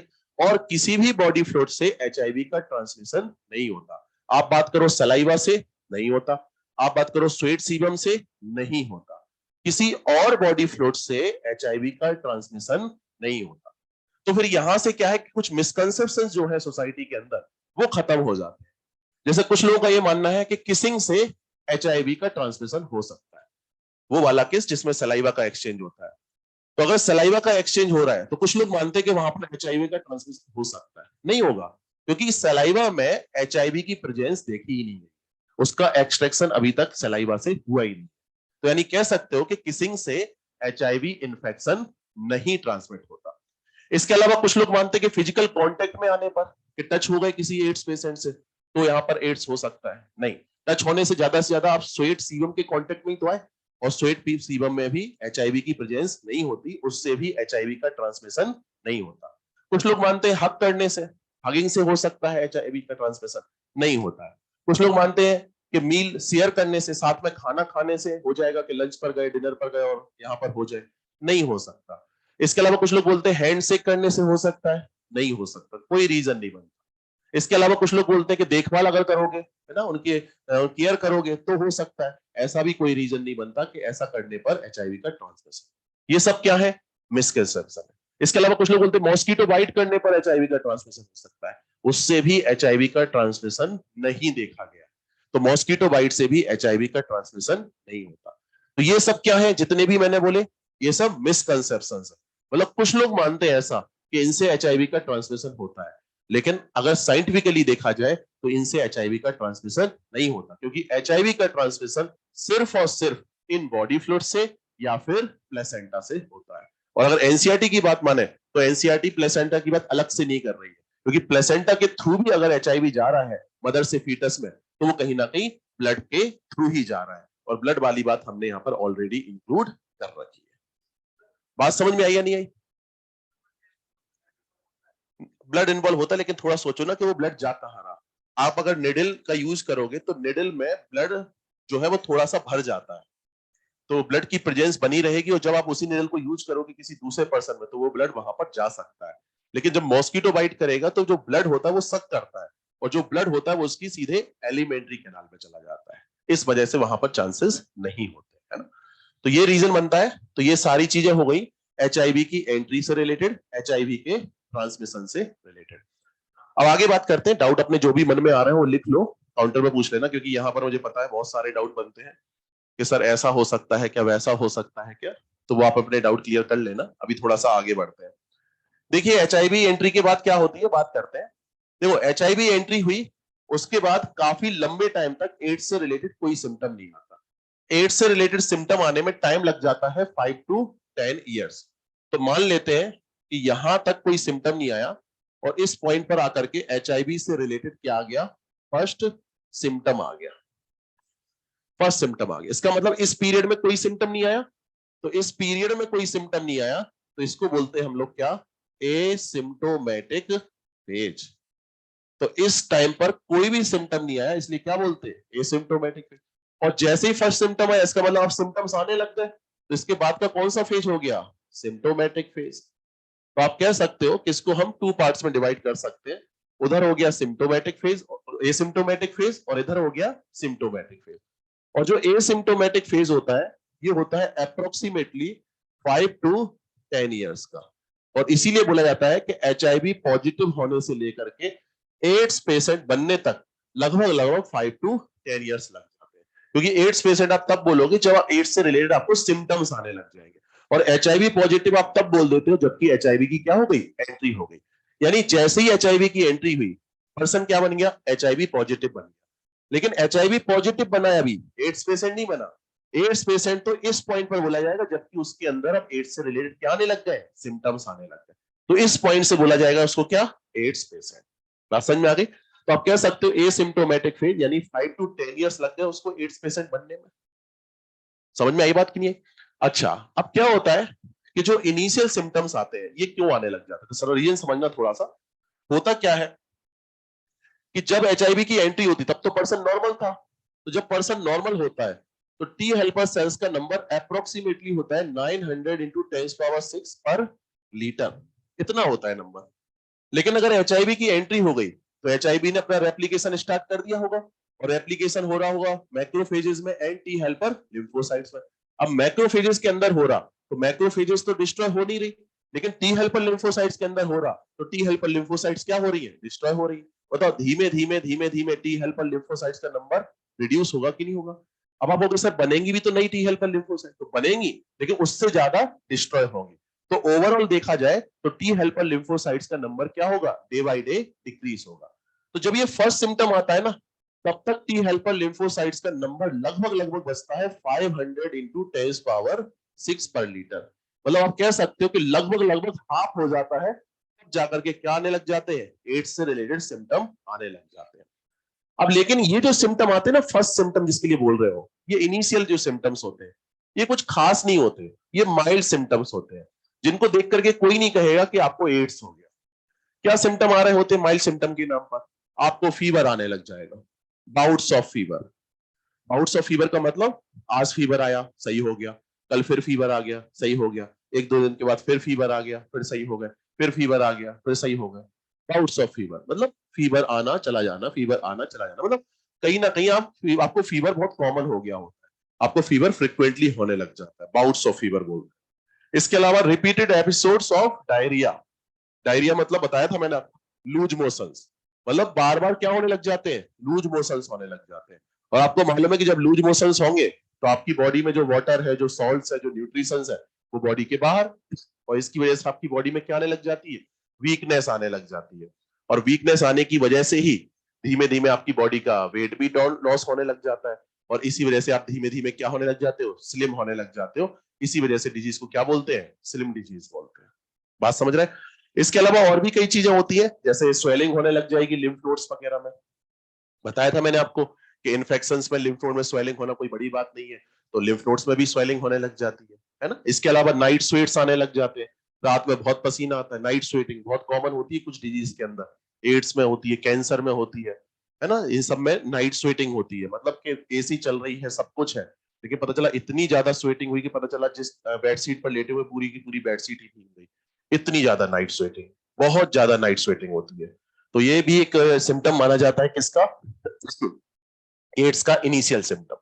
तो यहां पर क्या होता है कि इनिशियल फ्यू सिम्टम्स जो होते हैं वो कोई ज्यादा खास नहीं होते, ये माइल्ड सिम्टम्स होते हैं, मतलब इनके बेसिस पर कोई नहीं बोल सकता कि आपको एड्स हो गया, लेकिन हाँ वो एड्स से रिलेटेड ही सिम्टम माने जाएंगे, क्योंकि उसके पीछे रीजन यही है, टी हेल्पर सेल्स का नंबर कम होना। अब ये चलता कब तक रहता है, ये थोड़े टाइम तक चलता रहेगा ऐसा फंडा, मतलब ये जो इनिशियल सिम्टम्स आ रहे हैं ये कब तक आते रहते हैं, काफी लंबे टाइम तक ऐसा चलता रहता है, और जब तक ऐसा चलता है तब तक के टाइम पीरियड को हम बोलते हैं एड्स रिलेटेड कॉम्प्लेक्स। क्या बोलते हैं, एड्स रिलेटेड कॉम्प्लेक्स। तो एड्स रिलेटेड कॉम्प्लेक्स को आप ऐसा भी बोल सकते हो, माइल्ड फॉर्म ऑफ एड्स। क्या बोल सकते हो, माइल्ड फॉर्म ऑफ एड्स। और इसी में आप बात करते हो कि इसमें जो सिम्टम्स आ रहे हैं वो क्या क्या आ रहे हैं, इसी में सिम्टम्स क्या क्या आ रहे हैं, एक तो हो गया बाउट्स ऑफ फीवर, इसी में आप बोल सकते हो डायरिया, इसी में आप बोल सकते हो इसके अलावा स्वेलिंग ऑफ लिम्फ नोड्स,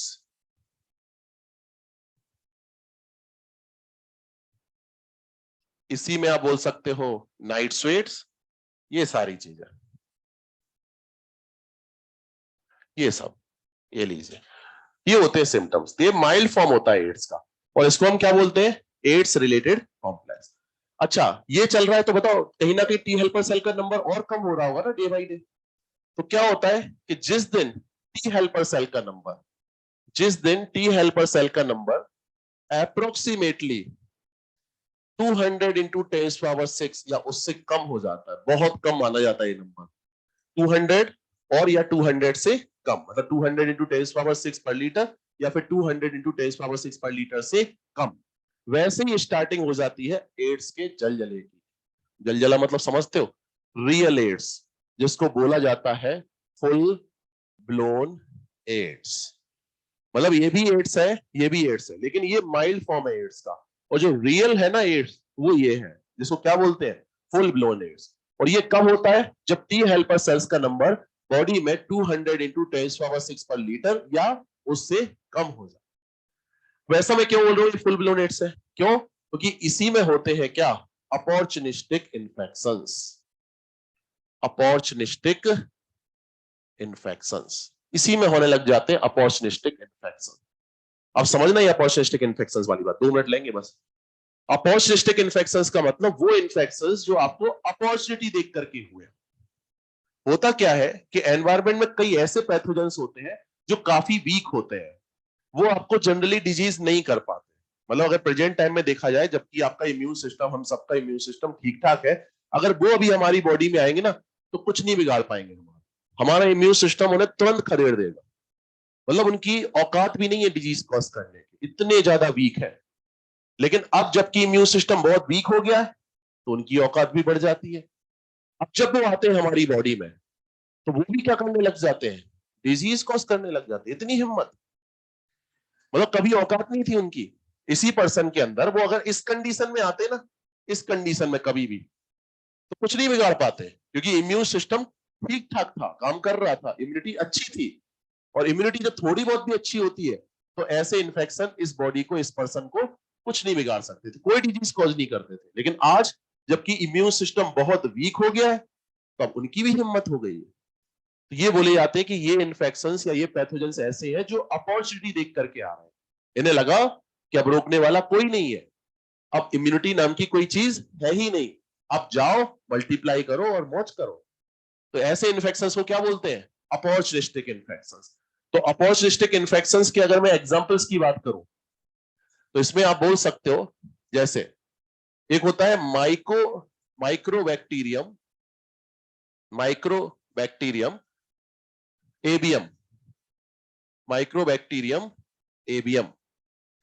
अब ये क्या करता है, ये जनरली कुछ नहीं करता, मतलब सोचो कि अगर प्रेजेंट टाइम में कुछ कर सकता तो कुछ नहीं कर सकता, माइकोबैक्टीरियम एवियम ये नहीं कर सकता, लेकिन इस कंडीशन में ये क्या कर सकता है, ट्यूबरक्लोसिस कर सकता है। नॉर्मली ट्यूबरक्लोसिस हमें कर सकता है कौन, माइक्रोबैक्टीरियम ट्यूबरकुलाई, लेकिन ऐसी कंडीशन में ये भी हमें क्या कर देता है, ट्यूबरक्लोसिस कर देता है, मतलब उस पर्सन को ट्यूबरक्लोसिस कर देता है। अपॉर्चुनिटी देख करके आ रहा है, अपॉर्चुनिस्टिक इन्फेक्शन। ये तो हो गई बैक्टीरियम वाली बात। एक होती है fungus, pneumocystis Carini. Pneumocystis Carini ये क्या होती है, एक फंगस होती है, ये फंगस है। ये पहले क्या था, बैक्टीरियम। ये फंगस ऐसी होती है जिसकी कभी औकात नहीं है कुछ डिजीज कॉज करने की, लेकिन अब ये फंगस भी क्या करने लग जाती है, निमोनिया करने लग जाती है, निमोनिया। जबकि निमोनिया जनरली कौन करता है, स्ट्रेप्टोकोकस न्यूमोनिया फिर हीमोफिलस इन्फ्लुएंजा, लेकिन इस कंडीशन में ये भी क्या करने लग जाता है, निमोनिया। अपॉर्चुनिटी देख करके आ रहा है, अपॉर्चुनिस्टिक इन्फेक्शन। इसके अलावा आप बोल सकते हो कैंडिडा एल्बिकेंस। कैंडिडा एल्बिकेंस ये क्या होता है, ये क्या है कैंडिडा एल्बिकेंस, ये भी क्या है, एक फंगस है। ये कुछ नहीं करती है लेकिन अब बहुत कुछ कर सकती है, क्या, कैंडिडियासिस। अब ये कैंडिडियासिस करने लग जाती है। कैंडिडियासिस मतलब अल्सर्स, जनरली माउथ में और ईसोफेगस में क्या होने लग जाते हैं, अल्सर होने लग जाते हैं, छाले पड़ने लग जाते हैं, तो ये कहलाती क्या, कैंडिडियासिस। कौन करने लग जाता है, कैंडिडा एल्बिकेंस। इसके अलावा टॉक्सोप्लाज्मा गोंडाई। टॉक्सोप्लाज्मा गोंडाई ये क्या है, एक प्रोटोजोअन है, नॉर्मली कुछ नहीं करता खास, लेकिन इस कंडीशन में क्या करने लग जाता है, ये क्या करने लग जाता है, इंसेफ्लाइटिस। इंसेफ्लाइटिस मतलब ब्रेन में स्वेलिंग, इन्फ्लामेशन, जो ब्रेन की मेम्ब्रेन वगैरह है ना, उन सब में क्या होने लग जाती है, स्वेलिंग होने लग जाती है, इन्फ्लामेशन होने लग जाता है, अपॉर्चुनिस्टिक इन्फेक्शन। वैसे कुछ नहीं, अब बाकी बहुत कुछ। इसके अलावा herpes virus. Herpes virus normally कुछ नहीं, लेकिन इस कंडीशन में बहुत कुछ, क्या, कपोसी सार्कोमा। कैंसर मतलब एक वायरस से कैंसर होने लग जाता है। ऐसे वायरस जो कैंसर कॉज करते हैं ना, उनको ऑन्को वायरस बोलते हैं। तो यहां पर हर्पीज वायरस किसकी तरह वर्क करने लग जाता है, ऑन्को वायरस की तरह। तो ये ऑन्को वायरस की तरह काम करके क्या करा देता है, कैंसर। कपोसी सार्कोमा जो कि कैंसर होता है किसका, स्किन का एंड लिम्फ नोड्स का। तो ये सब होने लग जाते हैं। बताओ, ये नॉर्मली हमें कुछ नहीं कर रहे थे, नॉर्मली कुछ नहीं कर रहे, अगर आज की डेट में ये सब आए ना, कुछ नहीं कर पाएंगे, हमारा इम्यून सिस्टम बहुत बुरी तरह से इनको खदेड़ेगा, खत्म। लेकिन अभी क्या है, अपॉर्चुनिटी है इनके लिए कि आना हो मौज कर जाओ, क्योंकि इम्यून सिस्टम खोखला हो चुका है, इम्यूनिटी नाम की कोई चीज है ही नहीं। तो ये आते हैं अपॉर्चुनिटी देख करके, इसलिए क्या बोलते हैं इनको, अपॉर्चुनिस्टिक इन्फेक्शन। तो आप खुद सोचो पर्सन की हालत क्या हो जाती है, तरह तरह के इन्फेक्शन हो गए, तरह तरह के। उसको ट्यूबरक्लोसिस भी हो गया, निमोनिया भी हो गया, कैंडिडियासिस भी हो गया, इंसेफ्लाइटिस भी हो गया, कपोसी सार्कोमा भी हो गया। करे तो करे क्या, आप खुद सोचो ना, किस किस डिजीज का ट्रीटमेंट कराएगा। एक तो अपना इम्यून सिस्टम से परेशान था ही पहले, और दूसरा ये तरह तरह की डिजीज हो रही है, इसका भी ट्रीटमेंट चल रहा है, इसका भी चल रहा है, इसका भी चल रहा है, इसका भी चल रहा है, इसका भी चल रहा है, एक साथ कितनी सारी डिजीज हो, वो भी कोई छोटी मोटी डिजीज थोड़ी ना है, सब अपने आप में खतरनाक डिजीज है। तो ऐसा ही होता है कि इनमें से फिर किसी पर्टिकुलर एक डिजीज की वजह से फाइनली उस पर्सन की क्या हो जाती है, डेथ हो जाती है, क्योंकि इम्यून सिस्टम तो कुछ कर ही नहीं रहा, जो भी कर रही वो मेडिसिन कर रही, और मेडिसिन आप किस किस के लिए लोगे, किस किस को मैनेज करोगे। तो फिर क्या होता है, इन्हीं में से किसी एक डिजीज की वजह से क्या हो जाती है, डेथ हो जाती है। और most of the ads patient के अंदर जो डेथ होती है ना, वो जनरली किसकी वजह से होती है, ट्यूबरक्लोसिस की वजह से। तो मोस्ट कॉमन जो कॉज है ना डेथ का एड्स पेशेंट के अंदर, वो क्या है, ट्यूबरक्लोसिस। तो याद रखना कि most of the ads patient की डेथ जो होती है ड्यू टू ट्यूबरक्लोसिस होती है। तो आप कह सकते हो डेथ अगर देखा जाए तो वैसे एड्स की वजह से नहीं हो रही, एड्स में होने वाली किसी डिजीज की वजह से हो रही, और वो डिजीज जनरली क्या है, ट्यूबरक्लोसिस। समझ पा रहे हैं ना बेटा। तो ये फंडा होता है। तो ये है फुल ब्लोन एड्स, जिसमें एड्स का असली मजा आता है। यहाँ उतना मजा ही नहीं था, एड्स रिलेटेड कॉम्प्लेक्स हुआ क्या था, अगर एड्स का मजा लेना है तो ये है एड्स का असली मजा। तो फुल ब्लोन एड्स, तो याद रखना, मतलब यहाँ पर तो सिम्टम्स आ रहे हैं ना, इसलिए क्या बोल रहे हैं, सिम्टोमेटिक फेज। और यहाँ सिम्टम्स नहीं आ रहे, इसलिए क्या बोलते हैं, सिम्टोमेटिक फेज। बात समझ में आ गई। अब बस लास्ट पॉइंट सुन लो कि जो एसिम्टोमेटिक फेज होता है उसके initial 2 to 12 weeks, initial 2 to 12 weeks, इसे क्या बोला जाता है, इसे विंडो पीरियड बोला जाता है। इसे क्या बोलते हैं? Window period. अब विंडो पीरियड होता क्या है वो मैं आपको नेक्स्ट टर्न पे समझा दूंगा। अभी के लिए बस इस चार्ट को क्योंकि कंप्लीट करना था वरना दोबारा बनाना पड़ता। आप ध्यान रखना कि एसिम्प्टोमेटिक फेज तो 5 to 10 इयर्स का है, लेकिन इनिशियल जो 2 to 12 वीक्स होते हैं इसे हम क्या बोलते हैं? विंडो पीरियड बोलते हैं। बाकी बातें समझ में आ गई ना पूरा? तो इससे पूरा फ्लो समझ में आ जाता है कि एक्चुअल में एचआईवी का प्रोग्रेशन होता कैसे है, इस तरह से बढ़ता है। समझ में आ गई बात? चलिए, तो मुझे कल याद दिला देना कि सर विंडो पीरियड के बारे में आपको एक बात बतानी थी। और ट्रीटमेंट अभी नहीं पढ़ाया। जनरली में क्या होता है, ट्रीटमेंट भी पढ़ा देता हूं, लेकिन आज टाइम 10 to 15 मिनट्स अपना चला गया, वरना लगभग कंप्लीट हो जाता है। तो कल आकर के मैं इसको कंप्लीट कर दूंगा, ठीक है? चलिए, थैंक यू। क्या बेटा? हाँ, ये नाम याद रखने क्योंकि एनसीईआरटी में आया है बेटा ये टर्म्स।